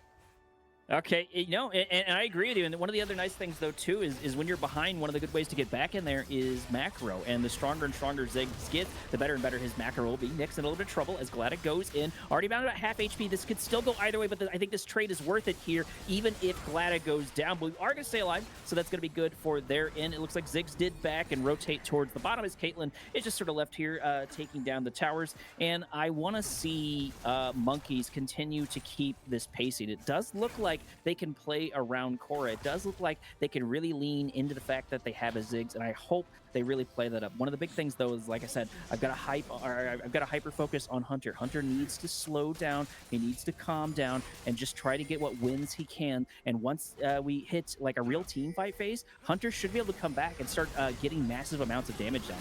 Ooh, Wall Street going in. Looks like the exhaust going to come down on top of Fallen. This should be a taken down Rek'Sai as he falls to pieces. Monkeys slowly turning this around. They just need to stick the landing, and Grim dying is not going to be how you stick the landing. Unfortunately, big news coming in. Going to pop the ultimate, going to dash forward, grabbing the stun there on Glad. Death Realm going to get activated there on Hunter, buying time for his Monkey King in order to get out of their. Hunter in a bit of trouble, but going to have flash to safety, and that's going to be a long-winded one-for-one trade, and that is still good for Monkeys. It is and it isn't, because now Dragon is going to go over to the side of Conduit just because they have the angle for it. Oh, sorry, Dragon just came up, or it's been up. They're not even going to start it. Sorry, Concrete and Poodle are starting it. So they're going to be able to get this because Glada got so low, and because Grim is just walking out of base now, and it takes him longer to get there comparative to Wall Street. And Grim walking forward there actually cost them the Dragon, because if they were able to actually, like, get the setup that they were looking for, Cora has the poke damage to actually create a whole lot of pressure in that scenario. Like, we saw Cora coming in with the Rift Herald, and it was a good play. They were able to get the kill onto Wall Street, which means they have Dragon Prior. There's no enemy jungle, but Grim looks for the trade onto Concrete. Nyx TP's in, punishes the flashless Caitlyn that he burned himself earlier, and that means that Dragon has to be forfeit there by the side of Monkey's Ink. So I think, like, yes, you got the 1-for-1, but it costs you a little bit more, because now you 100% have to fight for this next Dragon. There is no ifs, ands, ors about it. So it becomes a whole lot more difficult, as Core's going to look for the kill there onto Concrete. Not going to find it, but should be able to find the kill onto this turret once these minions do get in range of it. It's going to be hard, though, I think, with Poodle. What I would have liked to see, right, as soon as that fight popped off, we did have TP available on Cora. I would have liked to see him go top with Hunter and take that tower for free rather than fighting for the Drake. I think the Drake was a foregone conclusion unless you get really, really lucky. Ooh, Concrete almost going to go down, but Poodle there for the save. Braum continuing to do Braum things, keeping his ADC alive. But I think taking down that top tower would have done a lot for pressure, for gold, for everything else. Still looking for some sort of fight here. We do have Autocon up, which Conduit hopefully doesn't decide to go for just quite yet. Wukong is very, very good when the other team is sort of going for the Autocon, because his armor shred, it doesn't stack. I don't remember what specifically is the mathematical term for it, but the Autocon shred and the Wukong shred do interact with each other in a very negative way for whoever's actively under Autocon. So going into Jarvan, going into Wukong can be very hard for that objective, and hopefully Conduit understands that. Starting to fight here. Looks like big news into Hunter. No death realm so far. I don't think it's really needed. Mordekaiser, once again, just buying his time. This is exactly what I want to see from Hunter, even though we don't get the kill. No, okay, Glada going back in, looking for the damage. Braum is here. That is going to be ultimate. It's going to be very, very close to dead. Gator, Hunter picking up a kill, getting a little bit of oxygen in his lungs right before SantaCon. I don't think we have the HP to take it, but these little bitty wins are going to start to add up, Chong. Yeah, I was gonna say, I'm very happy that the side of Monkeys broke open that mid lane turret, because that means you get more areas to set up vision, just because of the way like the flow of the game actually works in League of Legends. Because you break that mid lane outer turret, that means you actually get to push in your mid wave deeper, which means you get to set up your vision line deeper, and that's really where the Ziggs poke can start really working. You can start setting up these trap plays on the people walking in for vision, and that's why mid lane push and control is the most important thing in League of Legends. The most important macro play in League of Legends is having mid lane control, because that means you get to be the ones to walk in for vision before the enemy team. That means you get to set up on these objectives before the enemy team. And the easiest way to do that is if you break the mid lane turret. That means you get to push your wave up further than the enemy team is, and then you're able to set up your vision line deeper and get these traps when they are going in for vision. So I really do like that the side of Monkeys is able to pick that. We can see Hunter is now going to break open this top lane turret, and that's going to give the turret lead to the side of Monkeys, and it's also going to give them the gold lead here in this game, despite being down kills. So they are playing very better macro lead this game than they were in game number 1, and it is starting to pan out for them, because Otacon isn't being focused here by the side of Conduit, because they do not feel confident in the mid wave control. Baron vision can be set up here for the side of Monkeys, and then they also should be able to get the push in mid wave to be able to get the vision that they are looking for before this Dragon Soul fight does break out in the next minute 20 seconds. So the way they are playing, I am very happy of the comeback they have before I get caught. Collapsed upon. This is not what Monkeys needs. This is what Conduit needs, though, as you're going to force a flash there by Fallen Warrior. Fallen Warrior going to fall to pieces as well. That's going to be a second kill. Wall Street absolutely out for blood, and that's not what you need, because this sets Conduit up not only to take this tower if they want, but more importantly, Otacon is on the table. I would like to see them take some sort of macro objective. This is the tempo shift back in their favor that they need, but we also got to keep in mind, in 50 seconds, we've got Soul Point. Monkeys really needs to respond to that in some way or another, and giving up Soul is going to be very, very hard for them to do. This is a Cloud Soul, which the other team is really going to love to get their hands on, especially that Jinx. We're going to start right here. Hunter going in, looking for a bit of damage here on Wall Street. Wall Street keeping themselves alive, but just barely should get taken down. Hunter does have an angle. We are going to get Glada, but can he make it in time? Yes, indeed. There's going to be a Cyclone trying to lock him down. Concrete in trouble. We're going to turn the damage immediately. That Braum passive is so powerful. There's going to be a second Cyclone. It's going to be stun after stun, root after root, as Korra comes in with the bomb, picks up a kill. Conduit falling to pieces. Yeah, and it started out what could have been really good. Wall Street had the angle to get a multi-man knockup, but then just didn't unburrow instead, and then ends up falling down. Hunter pulls him into the death drum, gets the kill onto him, and now that means the Dragon is the prize here for the side of Monkeys Inc. They lost the mid lane turret. They lost they lost Korra early, which means it's a lot harder for them to win out these long extended trades, but because Wall Street kind of misplayed there, it means Monkey's able to turn it around, and we are seeing this game be so much more closer than game number 1 was, and I think that is really because of how they are playing around the strength of the Ziggs, how they are playing around Korra. So I'm very much a fan of the way Monkeys has bounced back in this game, and now Otacon could be started to look at here. They could start pushing in more for pressure. Glada is going to look for the bait play. It looks like Wukong once again fooling me as we gotta start the bait entirely. We're not gonna engage on this. It looks like Korra is in trouble. I think we still gotta go down. Glada comes in, but that is gonna be a 1-for-1 trade. Both mid laners going down, looking for a fight here. Just one more shot here for the passive as Big News comes in for the hammer and anvil tactic, trying to lock down the Leona. Leona should fall to pieces there. There's gonna be the first reset for the Jinx, but unfortunately we're just not able to close the distance on Monkey, but that's gonna be a nice 2-for-1 trade in the favor of Conduit.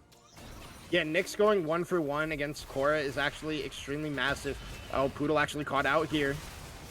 The Wall Street going back in. Unfortunately, this is not the fight they want. There's going to be so much damage for the other end. The clone buying themselves a little bit of time, but that's going to be another member down for Monkeys. Very, very unfortunate. It might buy them enough time. Nope, we've got a full HP Wall Street, so this might just be a dead SantaCon. Yeah, and Monkeys has been making strides to come back in this game, or at least stay even in this game. And then just the one play there, Wall Street gets the angle on Rek'Sai, gets the knockup onto Grim Defier, immediately followed up by the rest of the team, and ends up falling down, which is very bad because also Glada and Hunter got so low in that play. Just means that, like you said, the Otacon is going to fall over to the side of Conduit. This game is still extremely close. There is no Dragon Soul yet because that last dragon was taken by the side of Monkeys Inc. So the next focus is going to be this Baron. But because you have a Jinx who is really good at these resets, that Otacon bonus damage and the passive on it can actually be very impactful in these team fights if Concrete is able to get going in these ones. But Korra is still extremely strong on this Ziggs. You have the full 3 items here that you want. You have the Ludens, the Shadow Flame, and the Death Cap, also building into even more magic penetration, whether it be the Void Staff or the Crypt Bloom. Korra is going to destroy people if these Qs land in these team fights. Well, and something I don't think we can forget about is Glada has had solid ganks and solid engagements, which have turned plenty of these fights around. I think Glada has had a massive impact on this game overall, and so has Hunter, both in the beginning and in the after, sort of for different reasons. Hunter has had a lot more consistent damage going forward and has been a bit of a powerhouse in a lot of these different fights, taking down someone like Wall Street, fighting him sort of to a standstill inside the Death Realm, of course, but still, that's a very important tool for Mordekaiser. So, you know, at least when we're looking at there's 3 members that I feel like we can highlight in a lot of different ways. Korra, for obvious reasons. I would like to see a little more macro on Korra, but Conduit's done a very good job of keeping them off the towers. But, like, the entire team has been doing better, and there's plenty of options for them to turn things around. The biggest thing is they need to maintain their consistency and keep the tempo so they don't go back into what happened in game number 1. Yeah, and it's going to come down to this Baron play. I think it's whoever positions better is going to be able to get the victor of this one, because we've seen so far both Big News and Wall Street play extremely well at coming at these flank angles. And that's also a credit to the rest of the Conduit comp, as Korra is going to get caught out here. This is a good opportunity here. You have recognized that Korra is a threat, and we're going to be able to spend a couple of resources. That's going to be double stun between Renekton and Wall Street, between Rek'Sai. That's very, very hard to escape from, even with Ziggs. Ziggs has that satchel charge, but we were dead pretty much by the time it went off, so that's unfortunate. This does set up Conduit to either grab their hands on maybe one of these Drakes, or not Drakes, maybe one of these towers, and or this Baron, but I feel like they're wasting a little bit of time here. They could have at least baited Baron and played like they were going to go for it. I guess they can get the siege, but we've only got about 20 seconds until Korra is back online, and we do have an ultimate, and it should be up and ready here for this fight. However, Hunter's got to watch out. Wall Street looking for a gank over the side of the wall, so we need to be very, very cautious here. Yeah, I mean, because Hunter goes so low, they're able to, they have to reset. The whole time Big News gets that bot lane turret for themselves, and now the next wave is coming in. Korra responds in 1 second, but I don't know if they're going to be able to clear this wave out in time. They should be able to, but they're going bot lane, so they're not going to be using that super mega Inferno Bomb in the mid lane, so that means both mid and bot lane tier 2 fall down off just the one pick of Korra and the poke damage that went down onto Hunter there. But now you can see they're looking for a play on the backside. They're going to try to find Poodle, but they're just setting up the vision for this dragon that does spawn in 15 seconds. Wall Street is still lurking in the topside blue jungle and gonna cross over, get spotted out on these minions right now, as the 4-man unit for the side of Monkeys now has river control and vision control, as they're gonna pick up this Scuttle Crab unless Nyx is able to steal this away. No, he did not. I feel like Wall Street not being there sort of bites them in the butt, because losing that Scuttle Crab, losing Prio over the Banana Bush is very devastating. We're going to start a fight over here. So Wall Street runs into Fallen Warrior. Unfortunately, Hunter not able to stick the pull on them, so that's going to be a little bit unfortunate to go for. But it looks like the response is going to be Big News continuing to knock at the top door, trying to take down towers. So even if we get this Drake, it's going to cost us potentially a base TP coming in. Wait, looks like Nyx is going to head for top instead. There it is. Looking for the damage. Drake can still go either way. There it is. Glad at the very least he's going to pick it up, but how much of their base are they going to lose here for it? That's going to be Double Cyclone trying to lock down Wall Street. Redemption coming in as we knock down not just one inhib, but 2. That's going to be 2 T3s and an inhib. We may have lost the Drake, but that's a healthy trade. Conduit definitely takes those. Yeah, I love that macro play there out of Conduit. They go, if we lose this Drake, what does it mean? And it just means that Monkeys gets a tier 2. But what do they gain? They get even more map pressure. They get another kill on the Fallen Warrior. They get a kill on the Grim Defier. They get the, like you said, top and mid, both inhibitor and inhibitor, which means they have so much pressure now for when this Baron does spawn. And now they're grouping up in the bot side because it is 3v5. They can look to just either siege this and potentially end, or, I mean, Ziggs Wave Clear is a thing, so they're not going to be able to get much, but, like, they created so much pressure off of that one macro decision that now they have the advantage for this Baron, and it becomes even, like, now this is very difficult for the side of Monkeys. And despite how much damage Korra does with the play that was made by Conduit, it is so hard to actually contest for this Baron. and actually be able to feel good about it, because Big News still has TP. Big News can just walk into bot lane and then look to TP to this Baron fight if it does break out. And if even Conduit plays it like well enough where Big News doesn't have to TP, Big News can just end the game himself.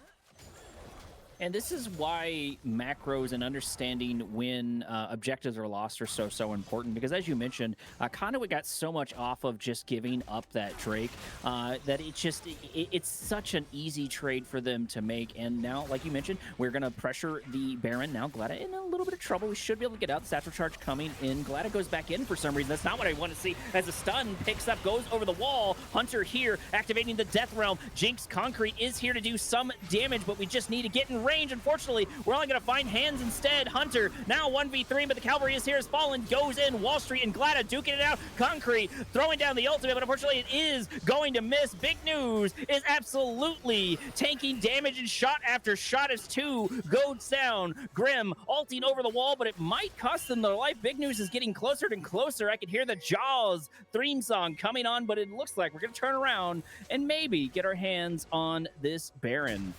Yeah, and yes, they little blast code miss synergy there, but like, yes, Wall Street does fall down in that play, but look at where the waves were. They were in the base of Monkey's Inc., which means they have to clear those before they're able to even come contest or think about contesting for this Baron. And you have a victim.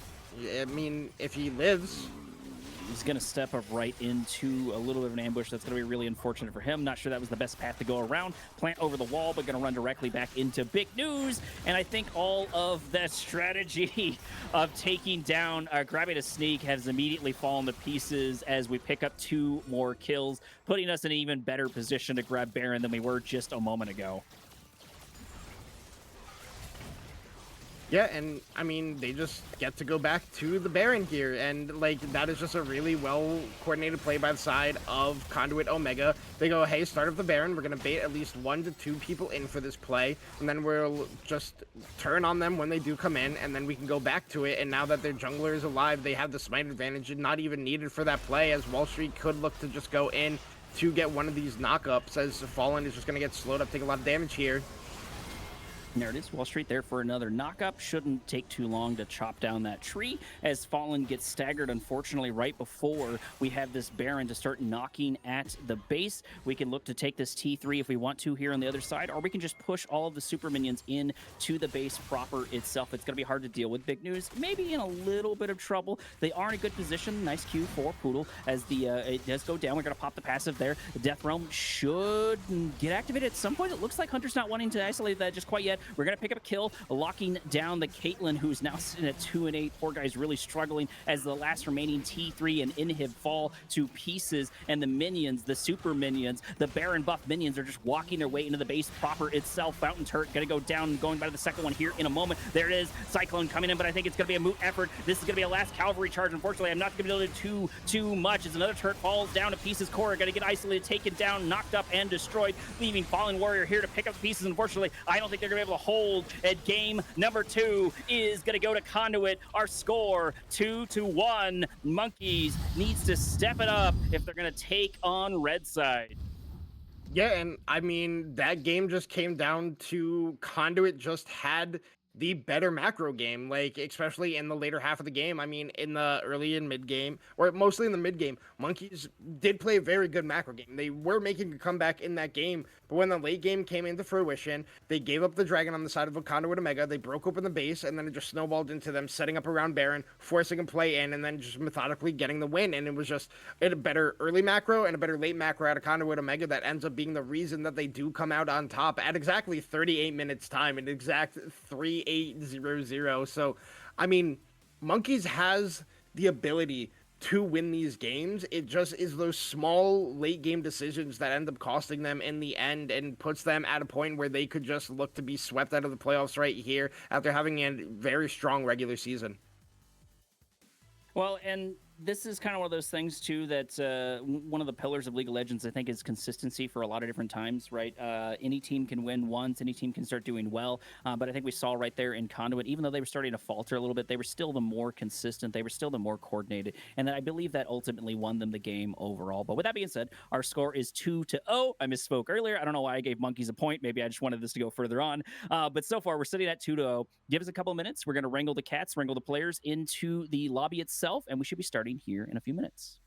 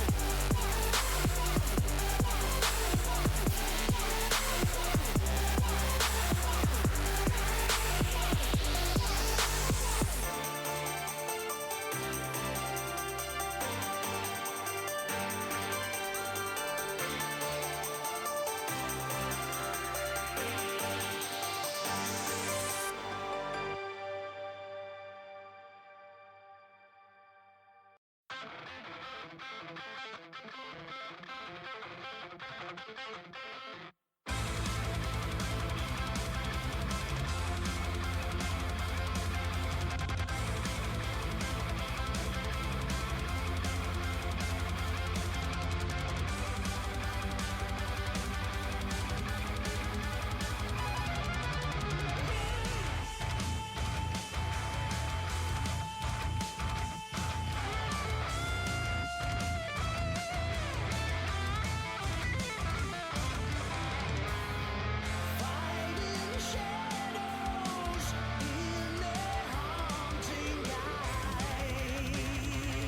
eyes, smiting the wicked morrow when knowledge might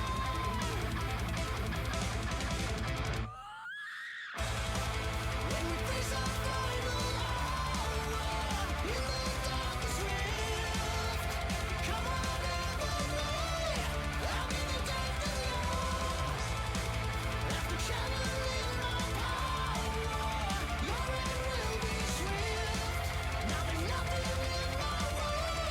You feel my deathly grasp. Crashing minions, ravage fields of manifest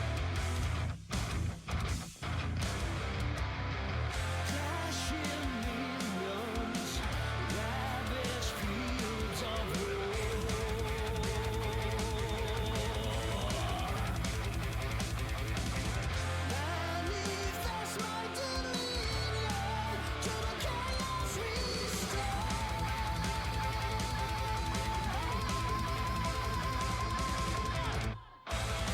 when we face our final hour in the darkest rift. Come on, everybody, I'll be the death of after channeling my power, your end will be swift. Now there's nothing in my way. You feel my deathly grasp.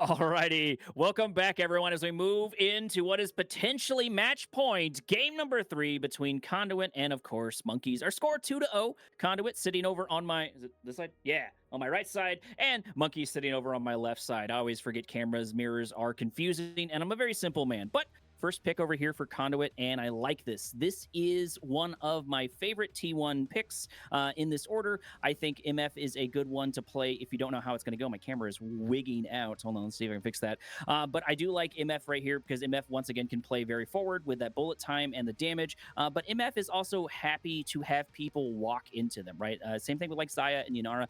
They're very, very happy to have these team fights where they're just sort of going back on their own motion because of that Q and all of those abilities. Last couple of picks are going to be Azir and the Zen, Chong.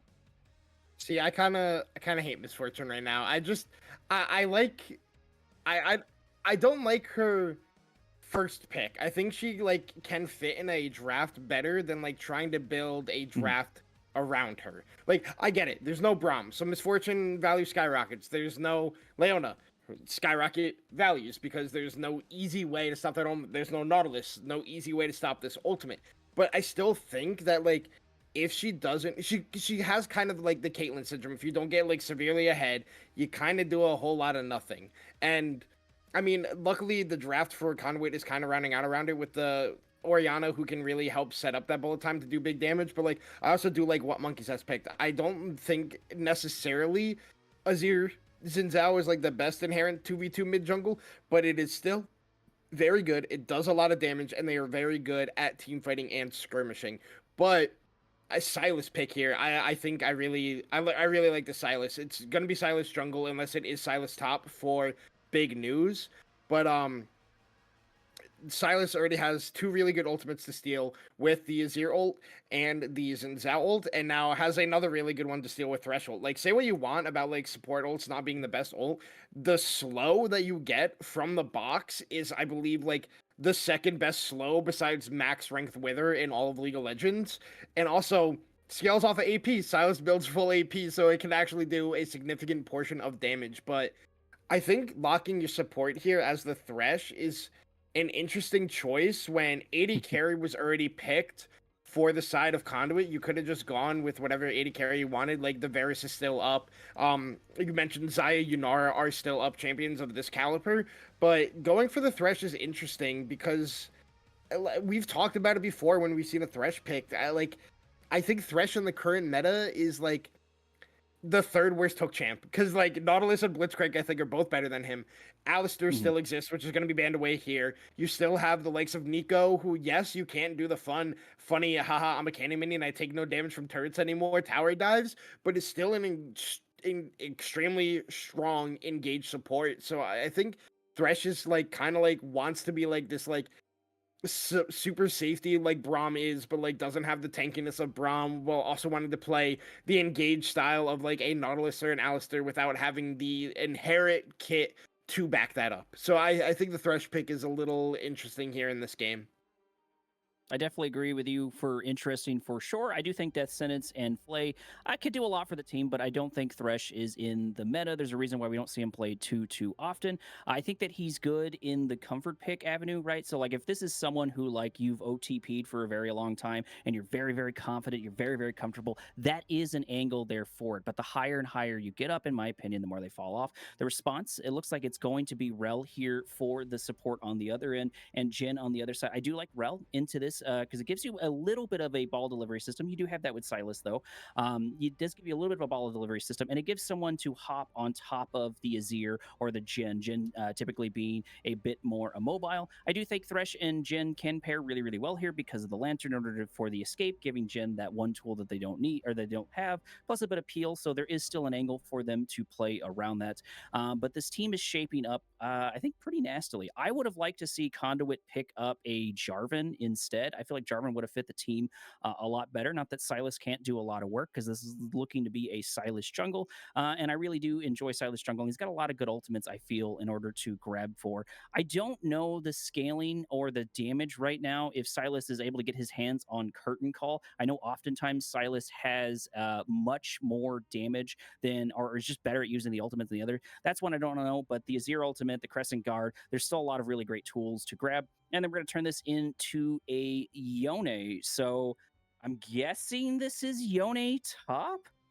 That's the... I mean, I guess we can rotate it, but like, what are you going to do? Send Orianna top lane? So I've seen Yone Jungle, and it's been played by none other than Conduit Org Owner Nation himself. So maybe he's been teaching Wall Street how this one works. But I want to go back to the Jin pick. I think Jin Thresh isn't the best bot lane pairing for lane wise. Does give him that escape, but Jin compositional wise is very good for the side of Monkeys Inc. because you have that long range curtain call, like you said, and also that deadly flourish to follow up on Zinzawa's ear plays like that. It can be very good. I also really do like this Urgot pick. It's also kind of similar to the Zinzawa's ear, but also kind of also filling that Jin area where if you do hit that ultimate from that longer range, it does give a big slow and a big burst of damage, which can be very helpful to the side of Monkeys Inc. But Conduit Omega going with a kind of similar to their sister team that was also in playoffs, a kind of Conduit Reapers-esque draft where it's just like, let's pick 5 champions, stick them together, and see what happens. But like, I'm gonna say it again, if any team can make a draft like this work, it is kind of Conduit Omega. This is kind of what they do. They have these weird picks. Wall Street has played mid lane, played jungle, played top lane in his BOL career. Big News has played top, he's played mid, he's played AD carry. Nyx has played mid, he's played top, he's played jungle. So like these guys can kind of play all these champions like interchangeably. So like that's why like flex picks work really well for this team. But like the real only engage in the like you have a lot of interesting engage angles as the side of Conduit and Mega. Like, you have Rel, you have the ball delivery with the Rel from the Orianna. You can put it on the Yone, you can put it on the Sylas. You can get a big Yone ultimate. Sylas can get an engage with the Azir ult. So, like, there are a lot of different angles that Conduit can attack this game. But, like, it's also really interesting because, like, you have 4 champions that kind of want to run forward with like the Misfortune, Sylas, Yone, Rel, while like Orianna kind of wants to play the fights a little bit slower and play it back, look for that poke damage. While like I think Monkeys Inc. drafted a very cohesive draft this game. Like, you know what they want to do. They want to play for the Azirs and Zhao. They want to try to also get this Urgot ahead while he plays safe as the Jhin and Thresh in the bot lane and use those kits of those 2 champions to be huge facilitators later in the game for the composition that they have drafted. And I think if any game for Monkeys Inc. to start making their comeback in this series, it is with this draft that they have gone for here in this game number 3. With that being said, we can speculate till we are blue in the face, but we won't know until the game actually kicks off. Give us a few minutes. We're going to wrangle the cats through the spectator delay, and we shall be right back.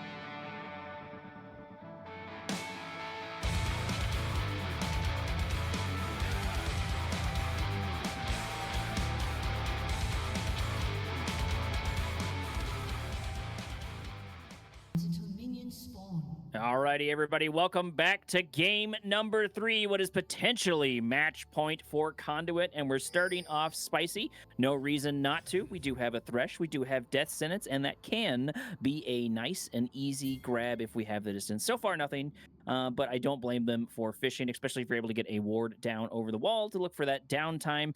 Will be something to capitalize on. Orianna maybe going to get caught lacking over here. Not sure why. They had like 16 centuries to prepare for this, but we do have a lot of spacing, so as long as we don't flash forward, we should be perfectly fine. Thresh trying to find the angle. He's going to flash forward. There's going to be the Glacier trying to lock them down. That's going to be 2 flashes down, but the important one is if you can trade the support flash for the mid flash, you do that. You take those.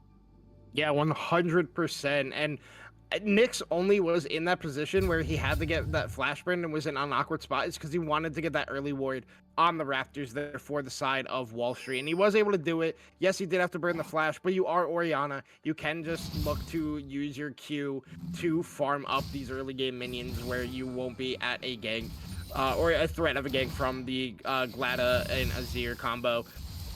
As Warrior hits another hook onto Poodle there, but is going to be just okay. And you know, right before we loaded into this game, I gotta admit, I did get a DM from somebody playing in this game, and they asked me if I've noticed that they haven't died once this series, and it's true. The support for Conduit Omega Poodle has not yet died in this series. That's absolutely funny, especially considering some of the champs they have picked up. But I wanted to go back to the top lane real quick and sort of talk about this matchup.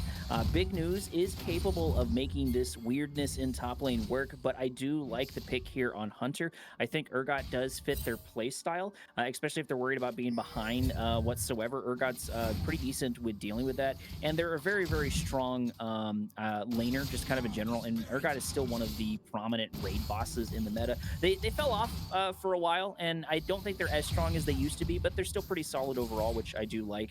The big problem, though, is with Yone. Yone is a lot like Blitzcrank, where you can just do sort of bad most of the game, but you get that 1, 3, or 4-man ult, and it absolutely devastates the team fight and can change the tempo of it overall. But we'll have to wait and see how that goes. Gala got to run into Wall Street. Wall Street already getting close to going down. Looks like we're actually going to take him down. That's going to be a nice first blood for Glada, picking that up. That's going to be really, really great. Sin does so awesome with these early kills. Yeah, and that's just the... Oh, wait. Minions get the kill up We there. got a minion. Please nerf caster minions to OP. Concrete in a little bit of trouble, but looks like Poodle able to buy a lot of spacing going back in. There's going to be at least some knock-up right directly into the bullet time in the top. There it is. The exhaust coming down, but unfortunately it's not going to hit Concrete, but they don't even really need it. Jin able to absolutely chunk the competition, and that's a trade positive for Monkeys. Speaking of trade positive, it looks like Glada going in, trying to lock down Nyx, but keep in mind that TP or that flash is no longer available, and the feats of warfare are already going to get claimed. We're not even 4 minutes in this game, and we have 5 kills, Sean. Good. Wall Street. Hey, another one? This, buddy.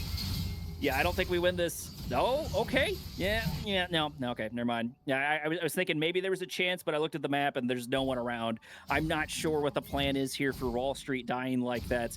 Sure, Conduit has had a great run, but you can't make plays like that, my friend. So, I said it before, and oh no, Nyx is gonna die. Falling for the rotate. We do manage to dodge the death sentence, but Glada goes in immediately, and we pick up kill after kill after kill. And look at this. This is Korra sitting at 3-0. What a very, very scary Azir. Well, I said it after the draft. If there's any draft that's gonna get Monkeys on the board, it's gonna be this one. And starting out like this is exactly the way you want it to start here. Glada playing very smart on the Xin Zhao. Xin Zhao so incredibly strong in the early levels, goes for that invade onto Wall Street on the Silas, who is very weak in the early levels, loses that trade, gets caught on the Scuttle Crab, falls down there, gets the gank in mid lane, Nyx falls down there, Fallen Warrior, they kind of trade even in the 2v2 in the bot lane, but then on the respawn, goes mid lane, gets another kill onto this Orianna, and now the one benefit from all of this is Korra and Glada on these 2 extremely strong champions for brawling and skirmishes. So this is feeling good for Monkeys Inc. Because Korra's going to get traded on here, but now Glada's here again in the mid lane. Nyx still has no flash. Oh Oh no, we're gonna flash in, pick up a kill. Korra is actually gonna get the kill, even better. So that's gonna be nice for her. Poodle goes in, looking for a little bit of spacing. Doesn't have too much to follow up. Wall Street can find an angle to go in as Concrete takes so much damage. Glad actually going down. Unfortunately, it's gonna go to the Rel, but I don't really blame them. Maybe we can lock down the Korra too. We might end up with a weirdly fed Rel. Destin is coming in. Concrete going down. Korra in a little bit of trouble, but so is Poodle as we pick up another one. This is a 6-0 Korra, a 6-0 Azir at 6 minutes. Yeah, wrap it up. It's like this game is like low-key over. Like, I'm not even gonna exaggerate. Unless Korra literally extremely fumbles this game and like all the monkeys like does her wrong by giving her bad macro advice, like this is just gonna hard win this game. And shout out Korra picking up the first kill on the Poodle in the entire series so far. But I mean, Omega went for a draft of all times that you're allowed to draft in League of Legends, and they're just getting run over by the early game power of a Xin Zhao and not early game power of an Azir. But now your Azir 6-0 has a fully completed Nash's Tooth and has Boots 1 and a refillable on first recall. And I gotta agree with you. We gotta go back to the draft and look at this. I didn't like Conduit's picks, just sort of overall. Zin's always very powerful. I take it back. I like most of their picks except for the top two. I don't like the Silas. I don't like the Yone. I'm happy to be proven wrong by Big News, as he's trying to right now as a flash comes out from Urgot. But I just don't feel like Silas was right for this team comp. Not that he can't be strong, but I just don't like him for this team comp. Sure, there's a lot of good ultimates for him to pick up for, but like I feel like you needed a more front-to-back team, and you needed a little bit of a better ball delivery system in the form of Orianna. And Sir Silas can get up there and close the distance, but there's better options. Like I believe Jarvan's still on the table. I would have loved Jarvan 1,000 times more. If we had just switched this over to Jarvan, that would have been such a great pick for them between the Cataclysm, the Flag and Drag, just everything would have been super great for the combination. But I think so far we're seeing some of those choices bite them in the butt. They're actually able to get a nice death sentence. Unfortunately, Poodle following up with a bit of a root, and so that's not going to be a kill, unfortunately, for Grim. Our score now 3-9 at 8 minutes. And I keep going back to this Korra. I keep going back to this 6-0 Azir. I don't know how we're going to come around this. Yeah, and I mean, now the big thing is Glada can literally take whatever neutral objective he wants, just because if Korra shows up, you immediately lose that fight as the side of Conduit Omega, unless you are solo focusing Korra, like using literally everything in your power to kill this Azir, and even then it might still not be enough at this point in the game with how incredibly strong Korra is. Might just be able to win out on those plays, but now Glada is just going to go for another invade because Korra has the lane shoved, Hunter has the lane shoved, and now Wall Street is in trouble. This should be a dead Silas. He's not only very behind, but Zen really loves these early fights and is happy to oblige for a lot of different reasons. Big News tries to come in for a bit of damage there. Unfortunately, not able to do too much. Urgot does ultimately push them out, and I like this. Conduit says, hey, we've got a bunch of pressure on Wall Street. Let's just never let that up. Death Sentence, unfortunately, is going to miss, but Thresh is going to go down as a bullet time going to get activated, but this is going to be Concrete here by themselves. Curtain Call does open up. One shot does land as the fight switches over to top lane. Big News and Hunter duking it out, but we do have to back off right there. Looks like the curtain call was not good enough to lock down Concrete. Playing decently well into that, but they still need to watch out. These hooks for Fallen have been absolutely nasty. Yeah, I mean, Fallen has been playing extremely well. I mean, all of Monkey's Inc. besides Hunter dying the minion to level 1, I mean, classic Hunter, it feels like in this series, somehow managing to die in the 1v1 early in this game, but I mean, I like, yes, Korra is 6-0, and we're really hyper-focused on this Azir being the big one, but Glada is absolutely... Wait, hold on. Glada, I love you, but you're not the focus of my conversation right now. Can we look at Wall Street's inventory? What do we got going on here? Yes, it is Thunder Sky Loki. You're extremely correct, and I don't know what's happening in this game anymore. Wall Street... Okay. I need to know who paid Wall Street money to run this game down. Who on Monkeys Inc. has PayPal'd this man? Because I don't know what's happening anymore. They definitely made choices. options this game. Things have happened for sure. The shockwave coming in, but that's just for the wave clear for Oriana. Concrete going to get locked down by Grim. Jin does an insane amount of damage this early on, especially with those gold. And something I wanted to highlight here is, oh no, Glad are going to do it again, going in on big news. This should be a dead Yone. We are now under tower. We can take a couple of shots. The tower does hurt a whole bunch. Trying to buy a little more time as Glad goes back in. We almost pick up a kill, so we are seeing at least some of the angles here. Now we're going to go back in Wall Street looking for the damage. Only going to pick up an exhaust instead. Fallen going to run into a little bit of trouble. Looks like Poodle going to lock them down as Glad goes back in for some reason. This is not what you want. However, Hunter has so much damage. The Azir finally here. That is why we went back in as we pick up 3 kills, feeding the Azir even more. I'm just lost. I am genuinely lost in what is. This is a completely different. It looks like Conduit. It looks like Loki got the sides wrong, because Monkeys is playing how Conduit has played in the first 2 games, and no offense to Monkeys, but this is the Monkeys of game number 1. Like that, the way Conduit is playing. Like I genuinely. We have a tunneler. What? Yeah, thank you, Loki. That is a valid point. You can FF in 3 minutes. It's the side of Conduit and save your mental. It's like, genuinely, unless there is a nuclear explosion that knocks out both Glada and Korra, I don't see a way that Conduit comes back in this game. And like, yes, as a caster, we're not supposed to be super like, oh, this game is over. There's always a way to come back in this one. I genuinely don't know how to come back in this game. This is a solo queue game where I turn my music up to max and I just zone out for it until the game is over. And I go, I don't know what I'm doing. I'm playing Bard. I'm getting chimes for the rest of the game, and that's all I care about. Just put on Netflix, watch a show, eat ice cream, do your taxes. There's a couple of other better options on the background.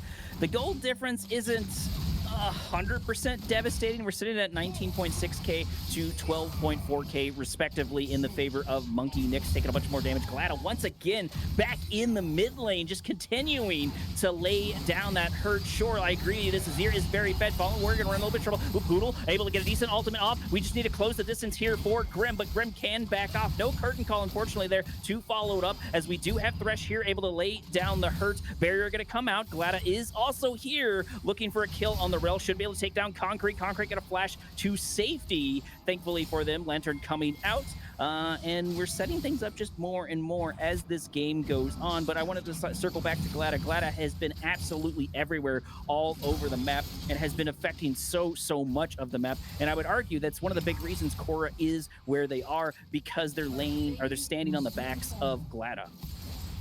Yeah, and I mean, Glada looks like the Glada from the first 3 weeks of the regular season, where he was absolutely hard carrying this team.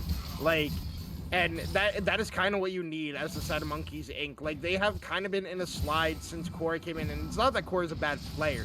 It's just that the team felt different when Weez was playing in the mid lane. It felt like Weez was there to enable Glada and to make sure the rest of the team looked as good as they did, while he was the one going in for a lot of these engages on his weird picks. Glada's gonna 1v3. Really not any real. No, he can get taken down here. That's going to be the Crescent Guard down, so this is a good opportunity for both Poodle and the other side to get it, and we might be able to get it. No, as we pick up a double kill on Glada, leaving the support here by themselves. I saw a little bit of hope, but I should have known better. No follow-up here to keep Poodle alive as Glada picks up kill after kill after kill. Shutdowns left and right as Silas, Wall Street at least able to pick up something there in the top lane, but man, things are looking grim for Conduit. So, like, I can just go, right? Like, this game is over. I could go do what I need to do, and then I can come back for game number 4, right? Because, like, 717 Xin Zhao. And, like, that healing was without Sundered Sky. He is Eclipse first item, by the way. Like, and it is an 801 Azir. Like, it's Shojin on Silas. Okay, hold on. I'm going to Lolalytics now. I literally don't know, what's like going my on? job as a color caster is to, like, add information and context to the game and, like, you know, like, give supportive information. I genuinely, 1, don't know what Wall Street is building, and 2, how the hell Conduit is supposed to come back in this game. Poodle almost going to get caught there. Does take the death sentence, but unfortunately, it looks like we're not able to lay down an additional route on top of that. I doubt we would get taken out there. We haven't had plenty of resources there on the retreat, but, you know, we got to be really, really careful here. I do think that there is, despite this game going on, I do think that there is an opportunity to turn things around, and I think we're seeing that right now. If Wall Street is able to continue doing things just like this, if we're able to get this Azir down, that'll be a nice shutdown for either side. Redemption coming down. Wall Street just needs to close the distance. It looks like Concrete is going to be here. Bullet time going to get activated. There's a flash. There's so many resources down. It'll still be worth it if we can get this massive shutdown, but it looks like it doesn't matter. Big News going to go forward with an ultimate, trying to lock them down. We're going all in for this one. There's going to be the heal there for the speed buff, and finally, we get the shutdown, but it goes to the rail. We were so close to greatness. Oh, man. I mean, Chong. hey, they got the kill on the court. No, I was doing some research on Silas, right? So, on patch 15.24, right, Silas has been picked in, we'll call it 111,000 games. And I'm looking at his first build for jungle specifically, as Poodle is going to fall down here. That's cool. I'm looking at this. First item Spear of Shojin has been the first purchase for jungle Silas in 65 games out of 111,000. It has a 43% win rate.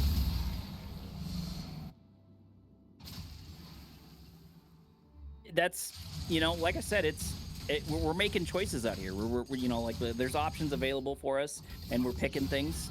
Those words are definitely true for sure. But what's even worse though is, look at our score right now, sitting at 6-20. Sure, we're able to pick up Azir. Glad I actually might be running a little bit of trouble as Concrete tries to close the distance. We should have plenty of damage. This might be a dead sin. Can we stick the landing? No, we cannot. TP coming in. Nick's trying to follow up with a shockwave, but unfortunately, it's just barely going to miss it now. Cora is here, immediately just going in for a 1v5 as the curtain call opens up. Nick's in trouble, taking shot after shot. Should go down here in a moment as Urgot picks up a kill. We're going to go back in. Wall Street going to pick up an exhaust directly in the face. Finally, some damage as Cora goes down. Silas looking to be a monster. Silas looking to turn this around, but going to take a death sentence immediately to the face. That's going to be too much CC and damage between the Jhin, the Thresh, and the Urgot. Conduit at least got something, though. I mean, we were trying to figure out how Conduit comes back into this game, and slowly but surely it's by Monkeys Inc. playing just a little bit too aggressive. I mean, yes, overall, you're still down 7K, but, like, at least you're starting to make a comeback. Hunter could fall down here to Big News as well, and he won't.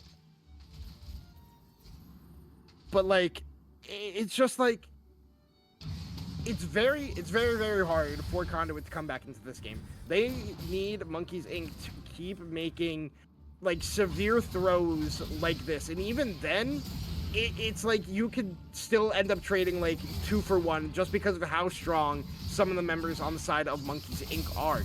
But, like, regardless of that, like, there is, like, it is starting to become visible an angle back into this game. It's a slim one. It's very slim. It's still possible, and I'm kind of more of a doomer in this one. I don't think it's gonna happen, but, like, at least Conduit is doing something to come back in this one. And like I said, if we can capitalize on a couple of these shutdowns, I do see an angle here for it. I do think Silas is a really good tool for it, to do these things and to find that, but it's just, this is such a massive hill to climb. Sure, there's not a 10K difference in gold, but we're getting closer and closer to that marker. And even if we win a couple of fights, we have to win more than just a couple of fights. We have to win multiple fights back to back and get these objectives. We have to do something, and Conduit still seems very much so to be floundering in a lot of this just sort of back and forward, and Monkeys is looking in much better shape just overall.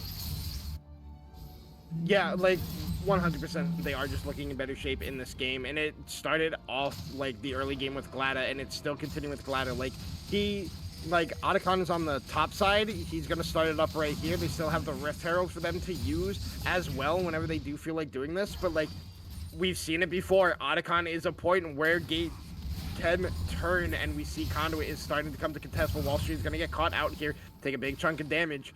But the rest of the team is on the way. This could be a turning point in this game. SantaCon sitting about half HP. TP's coming in. We're going all in for this one as the curtain call opens up immediately, pushing Conduit out of this fight before it's even begun. There's the TP. There's Oriana's damage over the wall, but I don't think we have enough to respond to this. That curtain call bought a lot of time and a lot of space for what could have been a potentially very hairy situation for Monkeys. However, now we're going to go on the hunt, trying to look for a couple of kills. Wall Street going to get in trouble as Glada goes in. Shockwave going to get activated, but unfortunately, it's just a dud. It's not able to do enough damage because this is a 0-7 Nyx. This whole team on Conduit still really struggling, and we're not stopping the smackdown on Wall Street. We're continuing it. I mean, I wouldn't stop the smackdown either if I was the side of Monkeys Inc. Like, you need to get a way to get confidence back in your team after the last couple of games, and this is an exact way to do it. Like, they could just end the game right now. Like, straight up. They probably should just end the game here. It's only Oriana on the defense. I guess we have Silas. We've got Wall Street up. So that's going to be 2 for the defense. We've got another knock here for Shelly, so we should be able to take this tower out sooner rather than later. It looks like we're going to go for the T3 instead, probably the better decision. But you know, even if we just get out of here, this is a lot more gold in the pockets of Monkeys. I was just talking about how we weren't at a 10K lead yet, but we're there now and over it. Yeah, we're at a 12K lead now. Like, this is an insurmountable gold lead in the game of League of Legends. Like, yes, like, Riot has done their job of trying to put comeback gold into the game, but a gold margin of this it kind of feels impossible. Like, Glada's gonna get caught out here, but I don't know if it matters. Wall Street's already losing this fight. However, the Cavalry is here. Conduit is there. There's going to be the Crescent Guard. It's an important tool no longer available as Wall Street goes for the hunt down. This would be great. This could be a potential cut down as no. Grimm's saying, not today. I'm not going to allow it. Helping taking out Wall Street. You got to imagine if he had a different build, that might have been a dead Glada. And we're just going to take the drink for free. Yeah, and then you can take your resets. You don't even have to. You full health is Glada. You can just not worry about another item the rest of the game. You guys can just go bot lane and probably just, like, look to break the entire base. As I say that, Cora is down here to do exactly that. Cora looking for an angle on Nyx. Looks like Poodle is continuing to do the good guy support thing. Buying spacing, buying time, trying to flounder and keep this game alive. But, ooh, okay, very, very clean flash here for Nyx. I don't think it'll matter in the grand scheme of things, especially because now Oriana is very, very vulnerable. As we take down another T2, there is an angle to try to take out this T3 if you get really closely, but I do think that it's a good idea that Monkey's deciding to back off and sort of go for some more of the safer picks. At this point, you might want to look for a reset. That Baron's coming up in about 1 minute and 50 seconds, and that could be the game ender for them. Yeah, and it probably is just the game ender because Conduit has to contest it and hope they go like a full team fight wipe and like 5-for-5 and the Baron gets wiped off the Rift, or they go to contest it and they die, or they go to contest it, Core just walks down mid lane as a 3-item Azir and just ends the game. Wall Street is now spotted on Vision and is gonna die. I don't think we get out of this. Glada does have the Spear, and it's just not even a competition going to get taken down. We did get Grim sort of 1v2 and open up with the curtain call here. Could be plenty of shots here. Poodle, once again, playing the good guy support, trying to buy more time as the Shockwave comes in. This might turn into a dead Rel, but this is still going to be a tanky individual to take down, and it looks like we do indeed have the damage. Bullet time going to get activated, but it's only going to get Concrete taken out for their troubles as Kodiak goes back in looking for the damage, and finally, we get an end to game number 3. Monkeys putting themselves on the board in a dominant fashion. Yeah, I mean, it's an execute. It's not a kill. But yeah, dominate is the correct word. Like, there's no other way to explain it. Wall Street decided to change his build at the end so we can flame him more. He's got Locket Moonstone now. So yeah, I mean, I don't really know what other context to add to this game than it was just a shellacking by Glada and Cora. I both want to know and don't want to know what was going on with Conduits. They still are very much so poised to win this, but if this turns into a reverse sweep, it's going to be absolutely phenomenal. I don't know about y'all though. I need to take a break after that one. Give us a few minutes, everyone. We'll be right back as we wrangle the cats back into game number 4.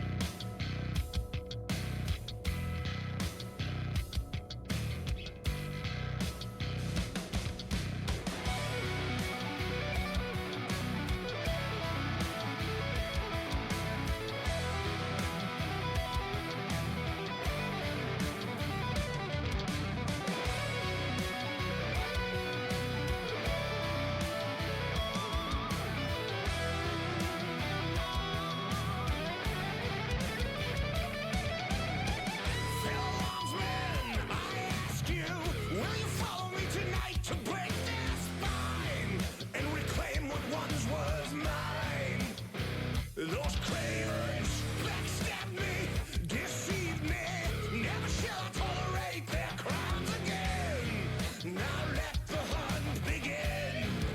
Yeah. 7,000 souls scared and daunted, such a tale of woe. Not too long ago, this village was a golden scene of hope. Call down the reckoning to bring back hope and peace, restore our glory to live forever. Yeah, bring down the dark regime. I know how to unleash eternal power. Lead us to order. I am the light bringer. Yeah. I am the light bringer. Now listen, fellow warriors, I ask you, should my campaign come to an end? There's way more to avenge. Whoa! 50 million souls living in this realm without much hope. Not too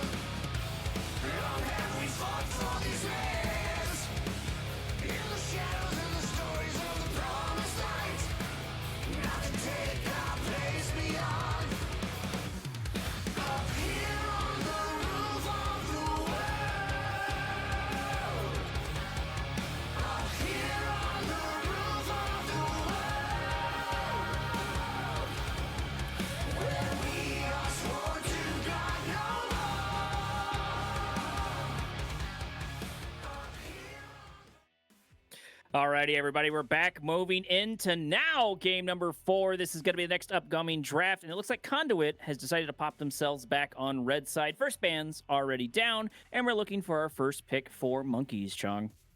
Varus, Look, yes. you finally got the Varus you were looking for. Okay, Tristana. I do like Tristana. I think she's a strong 80 It's a flex carry. pick.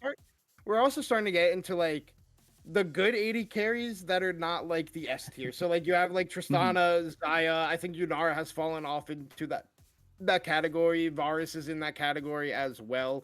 I think like 80 carry is weird because like a lot of like high elo streamers talk about it all the time. It's like, why play 80 carry when you can just take TP and play an APC bot and get free elo? So like I think 80 carry is like extremely weird, but I think Tristana is very good right now. I think Varus is good as well. But we're also getting into like the weird support picks where like a lot of the traditional supports have been picked. So like falling into like the lesser tier ones that like people don't play as often. Like Rakan is one of those supports who is very good, but like you kind of need to have a very good skill set to be able to play him just because to get the maximum efficiency out of his kit. Okay, thank God. Please just lock it in. But please, thank you. Okay. Hover My it daughter and is then go Sona. my daughter is still. I would have still been happy. I love Kona. My daughter is still my favorite player in this series. Heck yeah, Poodle! Finally picking the Alistair. Best support in the game. And I'm a Bard main. I love Bard. I still play Alistair in solo queue. I think Alistair is so extremely good. And I think a lot of people are afraid to pick him, and I don't understand why. Especially like if I see Sivir, words are hard. If I see Sivir, I'm immediately going to want to try to pick up the Alistair. I do like this response.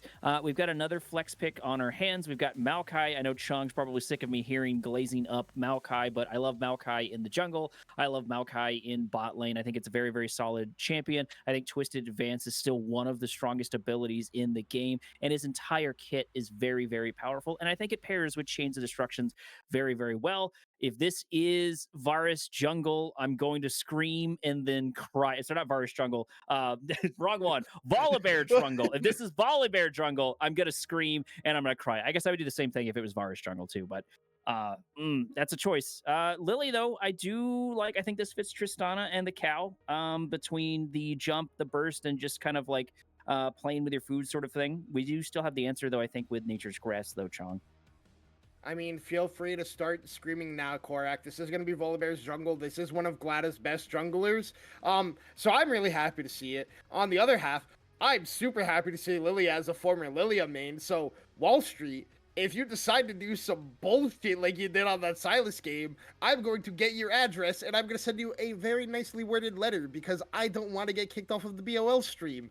But we're getting an Aurelia hover ban right now. I think would be interesting to see if that's actually banned. I think a good ban that Conduit has been going for so far this series, and I think is very bad into their team, like bad for their team comp, is the Camille. Because like if you just have a way to lock down Lilia, she kind of gets to do a whole lot of nothing burger. That's why like Jarvan you see is very oftenly picked into her because Cataclysms are shorter cooldown than Flash, and she has no way to get out of it without Flash. So you just flag drag in, or you flash in, you Cataclysm, you flag drag out, and she's just stuck in there and just gets killed by the entire team if she doesn't have Flash. But they're looking at more mid lane bans after Cora's performance on the Azir, because these are two Cora champions, the Aurelia and the Lux, and I got really bad news for Conduit.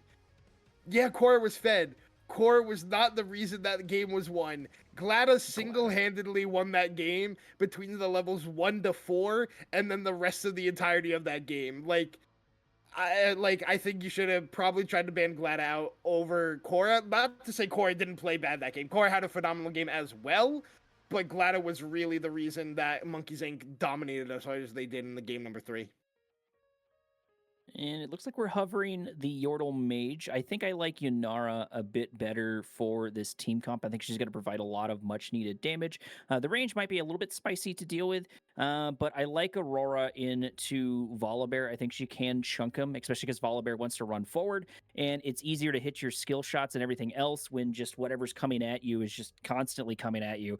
So there's a pretty good opportunity right there. And even when you do make it up to them as the Volibear, we've got the Alistair to put them back over there, or the Tristana to jump away. We've got a lot of tools here to play with mobility to sort of like just kind of kite around this bear, unless we get locked down by the Maokai Nature's Grasp. And here's something I haven't seen a while, at least in my cast. It's still very, very popular, but we're getting Cassiopeia, which is one of my favorite mid laners just overall. Well, I know somebody who's in Twitch chat that is extremely happy, but I'm not going to acknowledge him because he's a little piggy. But his favorite champion in his main got picked, so he's very happy about it. I mean, Cassiopeia is very good into the Conduit team comp that they have gone for here in this game, and I really do like this Monkeys draft overall. I think it is very good. You have so much CC, you have so much lockdown, so much team fight potential coming out in this draft. Conduit has good team fight, but it's much more like big burst team fight. It's not like consistent DPS the same way that the side of Monkeys Inc. has. Like, the really only consistent DPS in these team fights is going to be Lilia hitting those Qs, and it's going to be the Tristan Olaf. So Okay. I like this. I like this because we've got a lot of CC to try to lock them down. And we have some very, very vulnerable carriers, right? Because change of disruption, we got so much to lock everything down. So Olaf to just go directly in there, that's going to be a dead Varus or a Cassiopeia like every single time. And if the only thing Olaf does is run down the Varus or run down the Cassiopeia, things are going to look really, really good for Conduit, because that's not all they have. They still have a lot of follow up there for that one too. I know you were saying you were like Monkeys draft, and I like all of the picks except for the literal bear in the room, but I like Conduit's team comp much, much better, as long as we don't get trolling Silas that we saw last time, Chong. With that being said, everyone, we're going to roll into a little tiny break. Chong wants to say something, and I want to cut him off because it'll be funny.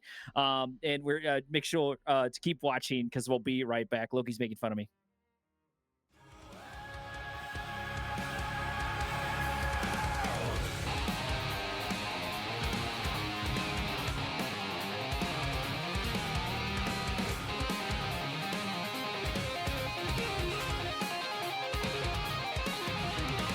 Long have we fought to protect these flames.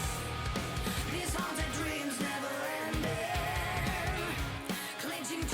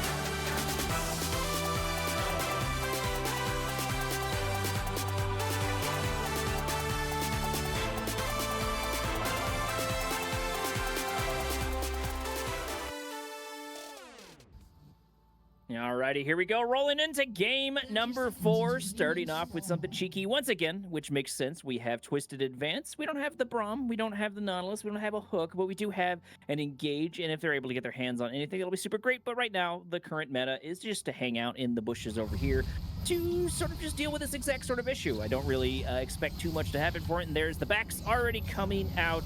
But Chong, I think before I cut you off and you were going to say something funny, you wanted to disagree with me on the draft. Go ahead. Yeah, I mean, you're just a certified Volibear hater, and I think True. Monkeys has the better Card draft.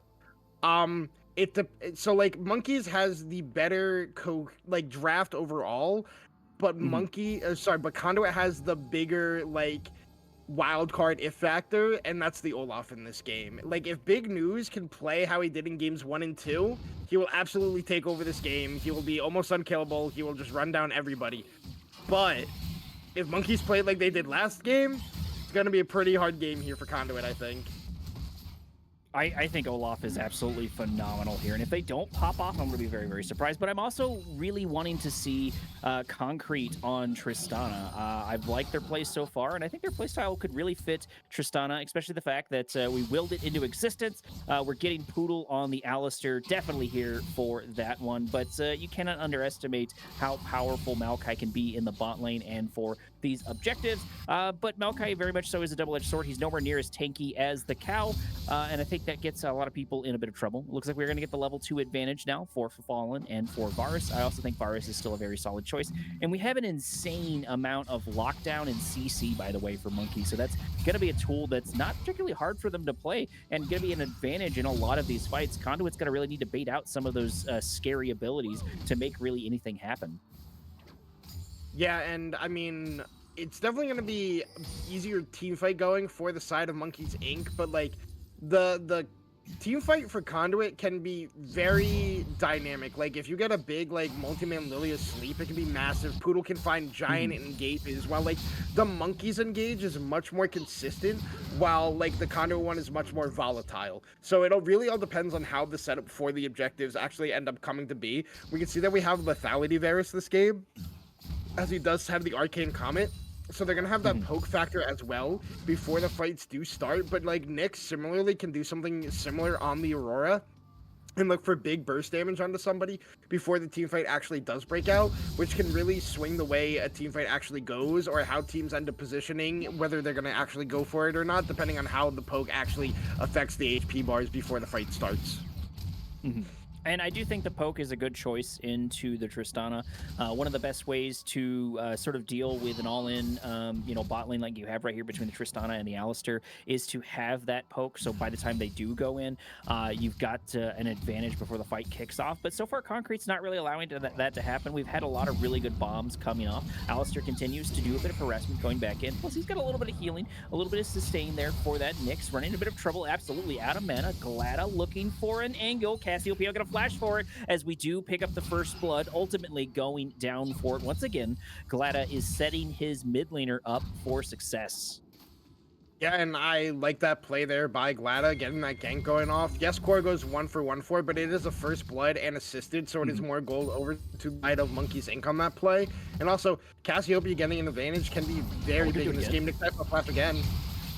Okay, there it is. Flash again. Nyx already going down about half HP. Glada, about pretty close to the same. We do have a couple of pots, so we should be able to pop up, but that's an immediate return. I do really like that engagement. This is something I've also really enjoyed.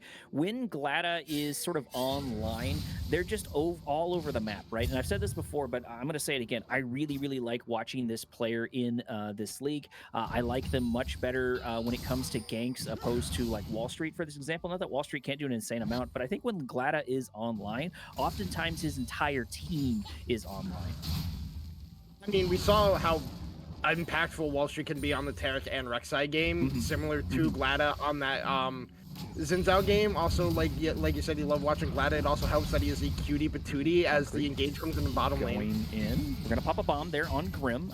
Turns into a long-winded bit of an even trade. Maybe Maokai going down a little bit lower than they want it to, but they do have a lot of measure of control. One of the big things here is I think at this point Grim needs to get out of this shenanigans. Looks like he is indeed going to back.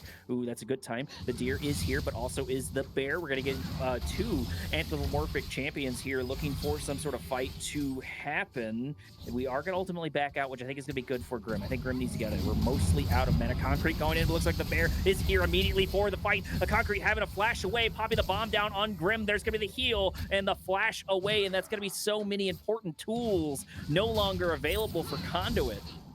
And that was just good patience there by Glada, waiting in the brush, starting recall and canceling it as soon as the engage came through for the side of Conduit Omega. Also, the exhaust onto Concrete was absolutely massive. It actually really helped Grim to Fire not fall down there because of the big burst damage that comes through when that bomb is fully charged up. But now his bot lane has recalled, and he's alone on this dragon. The bot lane for the side of Omega has still here. Korra is nearby, but the bowling ball not landing. This is going to force him off of the dragon. They could look to take this on the side of Conduit, but they also could look to just have their bot lane reset right now, which it seems more likely that that is going to be the play, as Glada is just going to go back up to his top side after clearing out this control ward.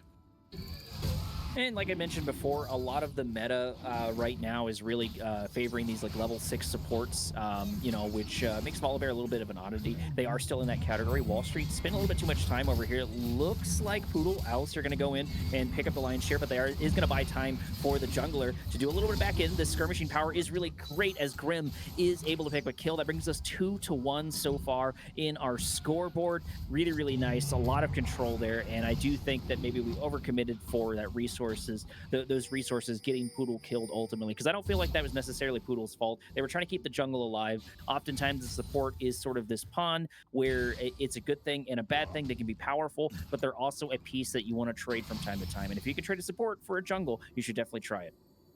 Yeah, I was going to say that play is not on Poodle at all. That's kind of on Wall Street there for taking his sweet time clearing that control ward after taking the Scuttle Crab, because his bot lane hadn't reset. Grim Fire and Fallen Warrior are on the map first with item purchases and HP bars. So they were able to collapse with Glada onto that dragon. Wall Street just baits Poodle into a bad position. He had flash. He could have just flashed over the wall, burn the summoner, and Poodle didn't have to walk up for that. And because they don't do that, because the bot lane of Monkeys Inc. got the reset first, Poodle ends up falling down on that play. And like you said, it is just like the sacrificial pawn play where the support is going, just leave, I'm gonna die, you guys just live. And now Glada is sitting in this bot lane again looking for another gank, but now Wall Street could just look to take this. Gonna do it again. Locking down the root immediately. Concrete going to take so much damage. There's the hop over the wall. Tristana ultimate there to try to keep ourselves alive. We just need to get a little bit more distance, and unfortunately, it's not going to happen between Poodle, between the Tristana. That's so hard to pin down, and this is kind of one of the negative things. Glada is very, very happy to continue a lot of these ganks, but we have wasted a bit of time on the mid lane, and they need to start getting, bot lane, and they need to start paying out dividends here for this. Right now, we're going to go for a complete objective trade. Lilia trying to get their hands on top of the Void Grubbies, and then of course for Monkeys we're going to try to get our hands on the Drake.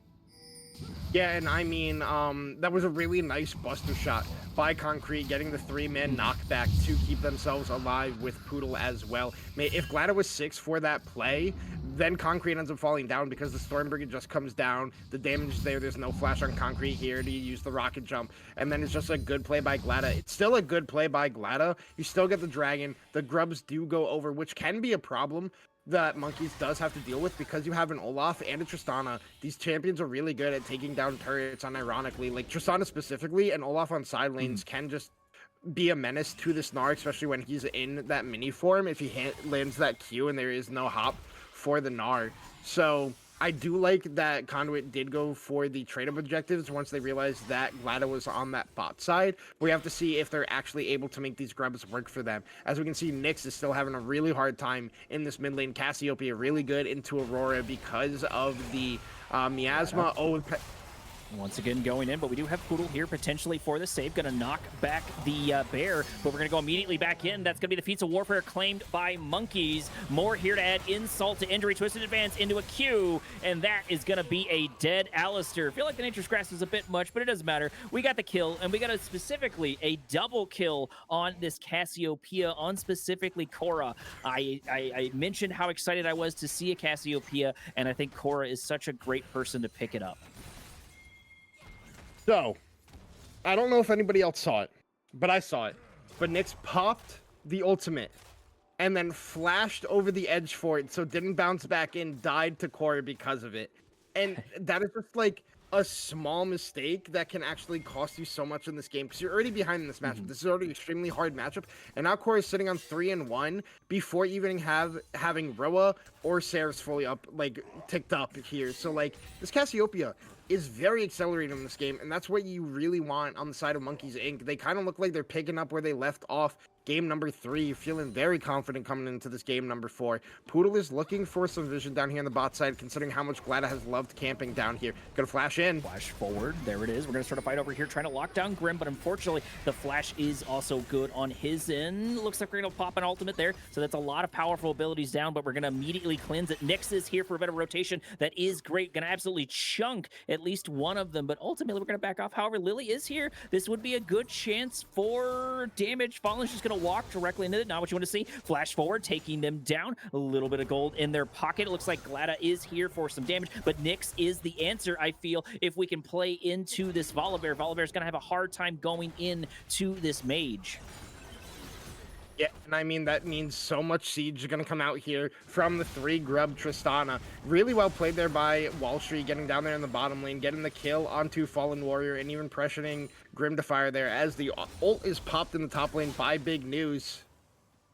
Big News starting to fight with the baby Gunnar. Is able to mostly make it out of it. I feel like the longer the game goes on, the better he should do in Nar. He seems to be really struggling right now in the lane phase, and that makes sense. Nar has a decent amount of range, and that can be very hard for Olaf to deal with. Olaf needs a bit of itemization, and of course their ultimate. We're way past the ult at this point. Wall Street, and looks like Glada duking it out there inside the jungle. Response here from Korra. Looks like Poodle going in, trying to dodge it. I just don't think it's going to happen as another Q comes in. Nature's Grass doing the exact same thing, and we pick up a relatively free kill just about 1 minute and 30 seconds before the next up-and-coming Drake. Yeah, and I mean, that's just the CC combo that can come down that really makes it hard for Lilia to play the game. In the meantime, Big News did get that solo kill up there in the top lane now that he does have that stride breaker, was able to get onto the Hunter, who ended up using that flash after Big News had popped the ultimate and it fell off. Right as the Mega Gnar fell off, Hunter had flashed in and he wasn't able to use the Gnar to get the knockback or get the kill onto Big News, and it ended up costing him his life there. So now Big News is literally almost taking this turret in that meantime. That's absolutely devastating, grabbing every single one of those plates. Starting to fight here with Gnar. Hunter going down about half HP. Looks like Big News saying that, you know, I can still hurt. I don't think you want to chase me down. And if Gnar gets taken down, that's already going to be a dead turret. This is a lot of macro pushing potential on Conduit's in, especially grabbing all of those Void Grubbies. And now Hunter might be in a little bit of trouble. Big News is here. We're getting closer to the ultimate. We do finally have it, and we are going to pop it, pick up a kill in the top lane, sitting at 2-0. Olaf looking in great shape, getting scarier by the moment. I was glad to hear again. Glad it is here again. Yeah, and I said it before, in Mini-Gnar, Hunter's going to have a hard time against this Olaf, and we just saw Big News walk him down once again and gets the solo first turret, but now Wall Street in trouble. There's going to be the Q trying to lock down Wall Street. Concrete able to lay down some heat over side the other end. There's going to be the ultimate there for Alistair as we buckshot the other end. Korra looking for some damage, but unfortunately just not able to close the distance. Concrete having the exact same issue, and we did ultimately pick up a kill, so I do think that was good. This is something that Monkey seems to be doing. They said, hey, we're not going to play with our food like we did a couple of these other games. We're just going to blow everything we have to secure these kills left and right, and I'm here for it.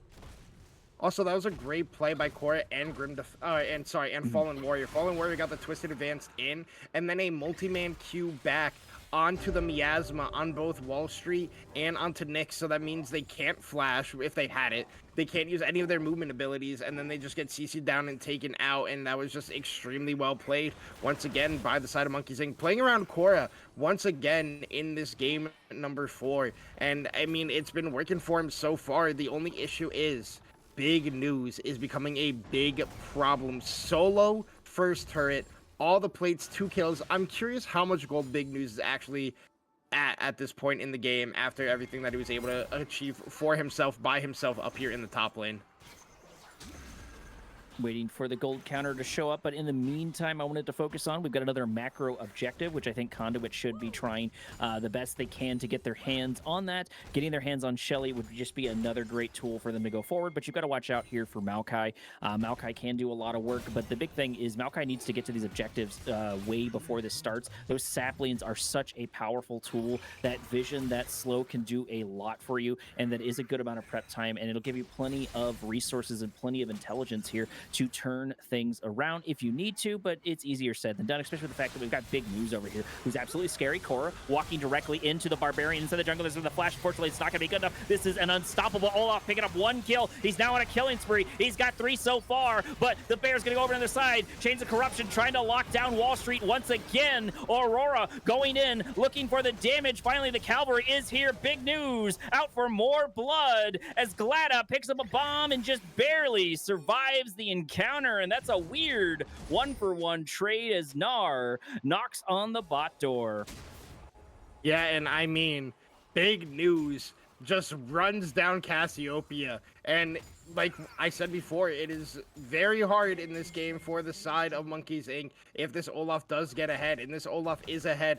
Like Cora is probably the most fed member. Oh, Grin the Fire might just fall down here. I think we're just dead. Yeah, Poodle goes in. It looks like we're going to do a hop there immediately, follow up. Alistair taking most of those shots, but now it's going to finally turn over to Concrete as they take some. But the nice thing is they're going to be able to grab that and hopefully take down this T1 and then turn that into a Shelly to crash into the T2s. The macro is looking so strong and it's nonstop. But not just that, you know, you mentioned the Big News. You mentioned Olaf doing quite well, and I think that's a good point. So not only do we have killing potential just in Olaf's hands alone, but we've got so much macro here. Yeah, and I mean, Cora, who is probably the most fed member, was at the point besides Glada. Oh, Big News. Glada in trouble, getting absolutely chunked. The CC immune is going to be good. Cora trying to find the damage, but unfortunately, I don't think you want to get too close to this Barbarian. They've already killed you once. Nyx looking for an angle, trying to lock them down, taking Cassiopeia almost down to half HP, almost stealing the Shelly, but it did not happen. Olaf was able to pick it up instead. Wall Street 1v2ing over here. Nyx and Poodle here for the response, and we did ultimately pick up the Shelly, so we can deploy that. It looks like the Alistair grabbed it weirdly enough, but you can still deploy it in bot lane or mid lane if you need it. Yeah, and I mean, Big News is just... Oh, let's see what he can do. Big Nose gonna run into Gnar. We're gonna knock him into the wall. This is the thing here about Olaf, is if you can CC him, he cannot get that life region, but look how close that HP bar was on Hunter. Hunter still almost got taken down there, even in that 1v2. Yeah, that was extremely close, but they were able to make sure that they were able to get the kill there on the Big News. A big kill, and went over to Cora as well, but soon, very soon, I believe, that Big News is going to be able to just get out of this one as Nick's going to flash away, and Nick's in trouble. Looks like he's just going to be okay. Should have plenty of time to get out of it, yes, indeed. That is why I like Aurora into Volibear. I think they have a good kit for dealing with that. Gnar has a hard time closing the distance, but as soon as they do close the distance, that'll be a very dead, very quick control mage there on the Aurora. But so far, we've been able to mind our spacing quite well. Towers still haven't gone down, which is a little surprising, at least for Monkeys in. I would have figured we would have been able to push that, but I don't think Monkeys has been allowing that too much. Got 30 seconds on the clock for the third Drake of the game today. Ooh, Wall Street might get caught over here. It looks like we're not going to go for it just quite yet. Maokai applying those saplings just like I was talking about. That should be super helpful. You need to get those out as soon as possible, especially right before this objective. Yeah, and it looks like the Rift Herald didn't get its Ridden charge in. Okay, Poodle going in. Shelly doing at least some sort of, not a charge, but at least attacking the tower itself. And so far, there's been no real response to that. Shelly, if left alone, will get able to take that out, and that's going to be a lot of pressure. We do have the objective up for this one, and it looks like Big News rotating inside the jungle, looking for something to happen. So we're really poised right now for Big News to just kind of come in the background. Starting to fight over here. It looks like we are going to go in. Alistair trying to find an angle, change the crops, and unfortunately going down the support as the CC immune. Big News going in, grabbing one kill. That's going to be a dead cow as Cassiopeia buys himself a little bit of time, but it might be too little too late. Twisted Advance going back in. Cal finally going down. Concrete dealing a good chunk of damage. 2 down so far. Could still go either way. We're looking to turn around immediately if we could just get in there, but you cannot forget Olaf. Big News is still here. This objective is still here, and whoever wins this entire fight should be able to get both of them. It looks like the Dragon is just going to go over to the side of Conduit Omega as the rest of Monkeys Inc. decides to push to the mid wave. And you can... I thought Concrete was in the Miasma, but apparently not, because he did use Rocket Jump. And I thought for a second you could Rocket Jump out of Miasma, but I'm pretty sure it cancels all movement abilities. But regardless of that, Dragon is going to go over to the side of Conduit Omega. They're smart. They should know that the side of Monkeys Inc. is on reset, and they can just take this Otacon. But it looks like they're just...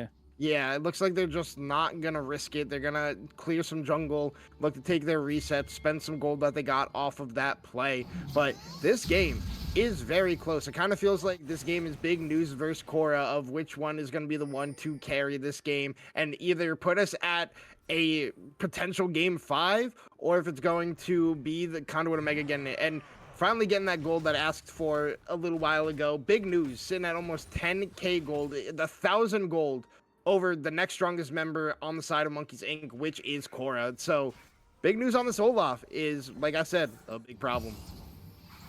And he can be taken down. We did see at least one death in the top lane, which was good for them. So if we blow all of our resources on him, even if we don't get the CCs off, just the damage might be enough to take him out.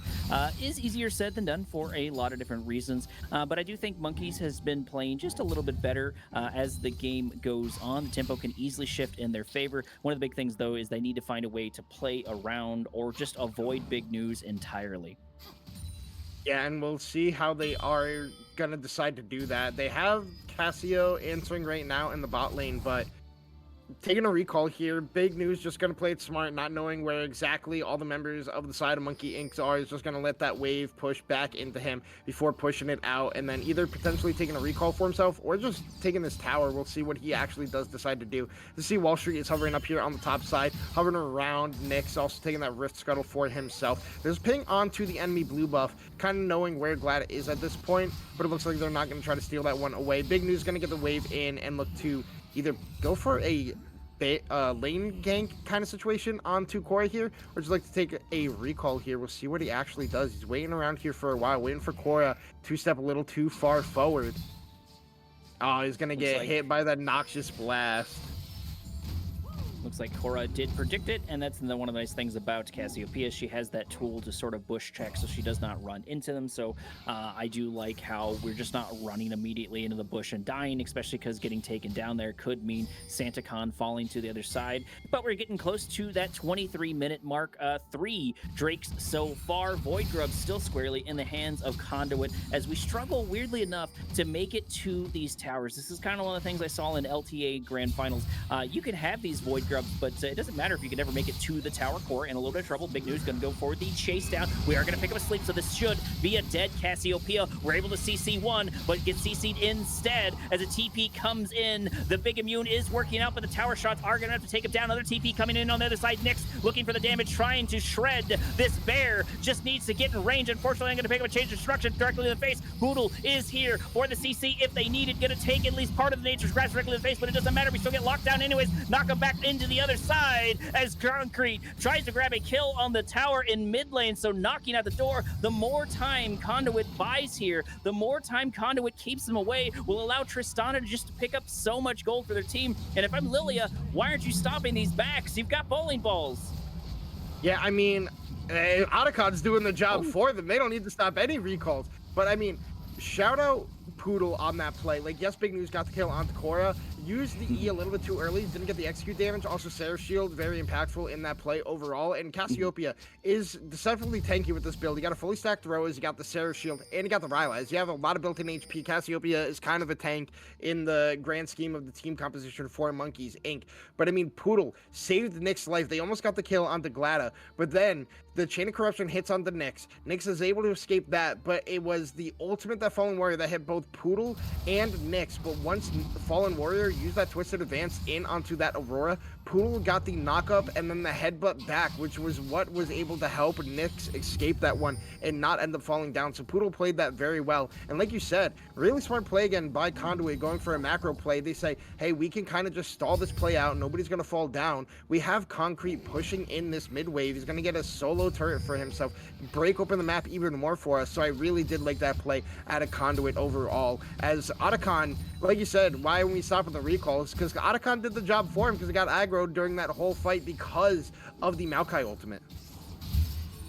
Absolutely, buying so many times and so much resource and so much gold in the pocket, pushing those macro objectives will be super great. The Autocon is still up and Baron is up as well, but I think more importantly to move over to and focus to is this is a Cloud Soul game. Lilia or just the Olaf getting this is going to be absolutely frightening. Speaking of Olaf, Olaf looking for an angle here on Cora, taking them about half HP. That tank is coming in favor, but can we buy enough time to kite around the tower? Tower shots are going to do a lot, as it looks like we might be able to knock it out. Big News is not here for this fight as Twisted Advance comes in, Concrete in a little bit of trouble, but able to buy a little more time, picking up one kill on Glada. The Volibear falling to pieces, only 3 here. This is Conduit's fight to lose, because Big News is down on the other side, looking for the damage. Wall Street wanting to take them down, flash forward, going for a little bit of a drowsy. There's a sleep there on the Twisted Advance, and immediate return and Q. Wall Street pushing their luck just a little bit too much. Gnar knocking the cow into the wall. However, Concrete trying to find the damage. The Q is good on Grim as he picks up 1 kill. Nyx struggling to take anyone down, and what absolute spaghetti, Chung. Wall Street looked for the flash 3-man Q into sleep, but Fallen Warrior said not today. Slams down the Bramble Smash, knocks Wall Street back. Only then Wall Street just decides to end. I'm gonna be straight up honest there. Also, he's inting with his build, but regardless of that, he only used the sleep onto Fallen Warrior, and before Fallen Warrior died, he exhausted Wall Street. So even though he hit the W sweet spot onto an asleep target, it barely did a quarter of the HP. And now you have a Cassiopeia. You are just gonna melt this objective, and that is gonna be Otacon going over to the side of Monkeys Inc. We have Fallen Warrior. Sorry, Big News TPing in. Big News coming in. This is the perfect Nyx fight for TPing him. in as There's well. so much armor shred, but we're not going to go in time. Another TP, but it's too little too late, as Monkeys is just able to get an Autocon for free. You can't allow that this late in the game. That's kind of devastating. And I mean, that's also kind of the power of a Cassiopeia. She does neutral objectives so insanely fast that if you lose sight of it for even a second, it's not yours anymore. It is going over to the enemy team. We've seen many times before Cassiopeias take Baron on spawn with the rest of their team. Azirs can do it as well. There's a lot of champions that do it, so you have to make sure you are maintaining this vision game on it. As we see, Nyx is at least going to get some gold back for the side of Conduit. Omega picking that one up. But we're also even on Dragons. And now Baron is going to be looked at here by the side of Monkeys Inc. They have an idea because of the vision plan. Big News in the area. Poodle is looking for a way in, but Wall Street is not there yet. We'll see how far the side of Omega wants to push this one, as both Hunter and Wall Street are moving up, but Hunter goes back to the bot lane. That means the Baron control can be taken over here by the side of Conduit Omega if they do choose so, but we can see Poodle recalling, which means they are not going to try to get vision control at this moment. Well, and I'm kind of curious why we didn't throw down a couple of wards like in the banana bush on our way out. I know that's probably a nitpicky thing, but for me, if you're looking at these objectives and you're looking for an angle to get it, I would be trying to set up Baron as best I could. Sure, if you want to hold on to 1, maybe 2 wards, it's not the worst thing for sure, especially if you're worried about sweepers. But we already saw a bunch of sweepers getting used right there in that little transition. And one of the big things is as soon as we lose the vision, this puts the tempo for this objective in Conduit's favor. Fallen might get caught over here. Gonna pop pop a Q down. Concrete coming in, but it looks like we're a little bit too far forward. Nature's Crest is going to come in, locking down 2. This is most of the team into Monkeys. However, the Cavalry is here. Redemption coming down, buying Poodle a little more time as the ult activates. We pick up 1 kill. Big news, looking to lock down the carries. There we go, going for the Vars, but we cannot close the distance. Nyx able to get a little bit of damage of their own. Tristana doing the exact same thing. There's another kill falling to Nyx as Cassiopeia just cannot keep up with this team. 2 kills going in Conduit's favor right before the objective. Wall Street still looking to make something happen. Yeah, but now that should just be Baron over to the side of Conduit Omega, because they killed the bot lane of Monkeys Inc. And like, all things considered, Big News can actually do a lot to this. Wait, Poodle dies. Oh man, that feels bad. Yeah, well, You still get Baron though. it's a support, and you're not gonna do much with Baron as a support. Let's be 100% honest. But yeah, I mean, this game is the best game we've had all night. This is the most action-packed. I'll say most action-packed because it's even, but like, it has been a back and forth game, and this game is on a nice edge. And Wall Street might just end the game away here right now. What are we doing here? But why are we here? We have no support. This is literally enemy territory. Why are you here? Wall Street going to get taken down, extremely unsurprisingly, for absolutely no reason. Not only that, giving up Baron buff. Dude, use your Baron buff. Make those minions go fast. Now Big News also in trouble. We could try to turn this around, but unfortunately, it's going to take a while for the Cavalry to get here. Redemption coming down. Buying a little more time for Olaf Concrete. If we can just get here in time. Olaf able to do a good chunk of damage. Exhaust coming down, but it's not able to do too much. Able to pick up 1 kill. Big News doesn't need this jungler. Big News barely needs his team, as all these kills are his. Extra, read all about it. Big News is here to play. This Olaf is dominating in this game. And I mean, Wall Street is single-handedly trying to force a game 5 for the side of Conduit Omega. Like, first of all, why are we stealing the enemy red buff when you were by yourself? Why did you W back in when you were away from the Volibear after he stunned you? Like, I don't know what the decision-making was there, but Big News baits in the side of Monkeys Inc. for as long as possible. And like you said, the Cavalry came, and it came in just in time. Big News waited until the last moment to pop that ultimate, and then went right in and got the 3 kills for the side of... Oh, hold on. Fallen Warrior might face check this brush. A nice sweeper, but... Taking some damage. This is one of the negative things about Maokai, is he's just not quite as tanky, but we do ultimately manage to survive and get out of that. I feel like Tristana might be able to might have been able to get that kill with their ultimate, but that would have been harder to do, I feel. Next Drake is up, and it's going to be an important one. Even if Conduit does not get the soul, getting a 3rd Cloud is going to be so important. Maybe not for Wall Street, who is probably not going to do it to use it to the best of their advantage, but Concrete's going to really love it. And most importantly, Big News is going to love it too. He's already hard enough to deal with. To add so much movement speed is absolutely insane. I mean, Nyx is also going to be a big fan of it for this Aurora. True, yeah. To dip, dive, duck, dodge. The 5 rules of dodgeball: dive, duck, dip, dive, and dodge out of these team fights. So, I mean, Ocean. Oh my God, Cloud Soul with 4 Cloud Dragons is probably the most underrated, like, singular soul dragon stacking in the game. I say underrated. Obviously, it's not as good as like 4 Infernal Dragons or 4 Hextex, but definitely like the most underrated in the hidden power that is actually built into the Cloud Dragons that not enough people give credit for, because how important movement speed actually is in the game. I had a coach back in the day who literally taught me the mathematics of movement speed according to the League of Legends diameters, and yeah, movement speed is kind of insane. I actually have to disagree with you. I think Cloud Soul is the strongest Force Soul in the game, in my opinion, because there's nobody on the map, there's nobody in any list that does not benefit from an insane amount of movement speed. It helps with positioning, it helps with mistakes erasing. It's such a great tool. Movement speed is a defensive tool, but it can also be an aggressive tool. And like I said, I'm always going to go with Cloud Soul being the strongest soul in the game, in my opinion. Granted, that's situational, right?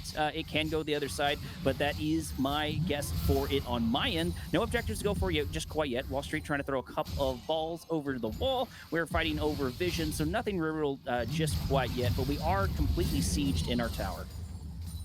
Yeah, and I mean, the push power from the triple grubs and how strong Big News is on the side lanes makes it very hard for Monkeys Inc. to know how to respond to this. Because even if you send multiple people at Big News, we saw it before, he can just win these, especially with the items that he has in inventory now. He's got the Sterix, he's got a Spirit Visage, and he's got a Sundered Sky, and Olaf is just like, an extremely overpowered duelist. So like, you have to send multiple people, if not an entire force at him, and that just leaves the rest of your map open to concrete just free sieging these with the explosive shot and the void grubs that will just annihilate turrets in a matter of seconds. But I mean, there are still easy ways for the side Monkeys Inc. to bring this game back their way instead of it's just Conduit Omega taking this over. I mean, we've seen Wall Street try to run it down a couple times in this game and in the series alone. So you gotta hope on one of those as Poodles is gonna go in. Looking for some sort of angle as the tree does start to get a little bit chopped there. Glad going in, but immediately going to regret his decision, taking so much damage, getting close to going down, but he ultimately does survive. And I did want to mention, Monkeys has done a very good job at keeping most of the team off of their turrets right up until this moment. This game would have already been over if they hadn't been responding to the macro in the way they have, and they've done a good job of it. They've kept Tristana off of the towers most of the game. A little bit of a bad positioning here, but I don't think it matters too much with how much the gold is starting to shape up different ways. We're getting, once again, pretty close to that 10K mark. Yeah, it's starting to become like a desperation play. Like, I'm surprised Monkeys Inc. isn't forcing an engage more with like all the tools that they do have. Like, you're about to have Meganar here on Hunter. You could have like looked to press forward. Like, you have to assume that like at some point Conduit is gonna have to take these recalls, press forward, use that Maokai ultimate, follow it up with a big Gnar engage, and then just follow it up with everything else. Like, you have one flash that's on CD right now, so like you can play more aggressive as the side of Monkeys Inc. It's kind of the only way to come back into this one. You kind of gotta like find a way to stop the bleeding and be able to find your angles back into this one. But playing passive against an Olaf this fed and a Tristana with 3 Void Grubs becomes very difficult. And now Baron is blind. It's just going to be taken immediately here by the side of Conduit Omega after those recalls. And now defending the siege is a million times harder for the team composition of Monkeys Inc. because your real only wave clear is Cassiopeia and Lethality Varus. And against Baron buff minions, those don't do very good. Baron is indeed grabbed, and we're going to start the sieging here of top tower for now.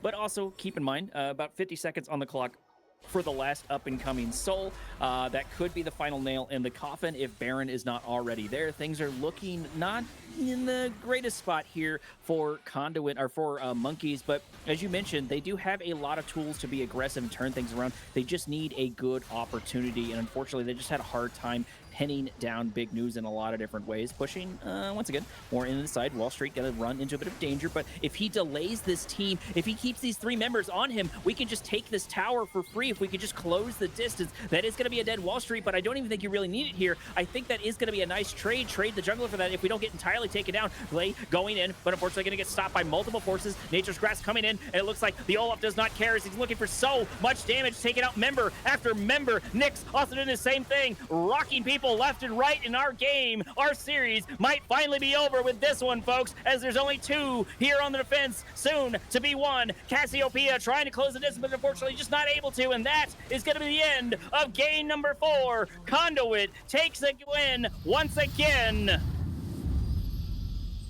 I mean, this was just the big new show, kind of the big new series, if we're being honest here. In the 3 games that they won, Big News was just an absolutely dominating force. It felt like Hunter just wasn't in the right mindset tonight and just like kind of got trounced. And like, it feels bad like when you're just having an off night and you got to play and the enemy top lane is just on one. And that's exactly what happened here for the side of Conduit Omega. I mean, Monkeys Inc., I'm not going to like beat around the bush. That game number 3 might be the most dominant game we've gotten to cast here in BOL this season. Like, this team solid. Is good, and like it feels bad that like it just kind of felt like it was not clicking tonight. But Conduit Omega is gonna be moving on to the semifinals. Their opponent for that semifinals matchup is going to be the TFF Astronauts, the favorite to win it all. So that is definitely going to be a banger series. And the other matchup is going to be Monkeys Safaris against another Conduit team, the Conduit Cyber Cuties. So two banger matchups for the semifinals here. But this series tonight was a great one, honestly. I enjoyed all these games.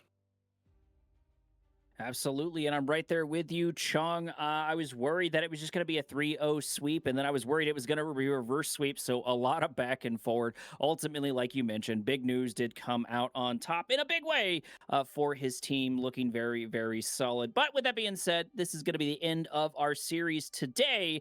Thank you all so much for joining us. I have been your host for the evening, Korak. He has been Chung. We've had Loki on production, but most importantly, this has been Blue Otter Esports.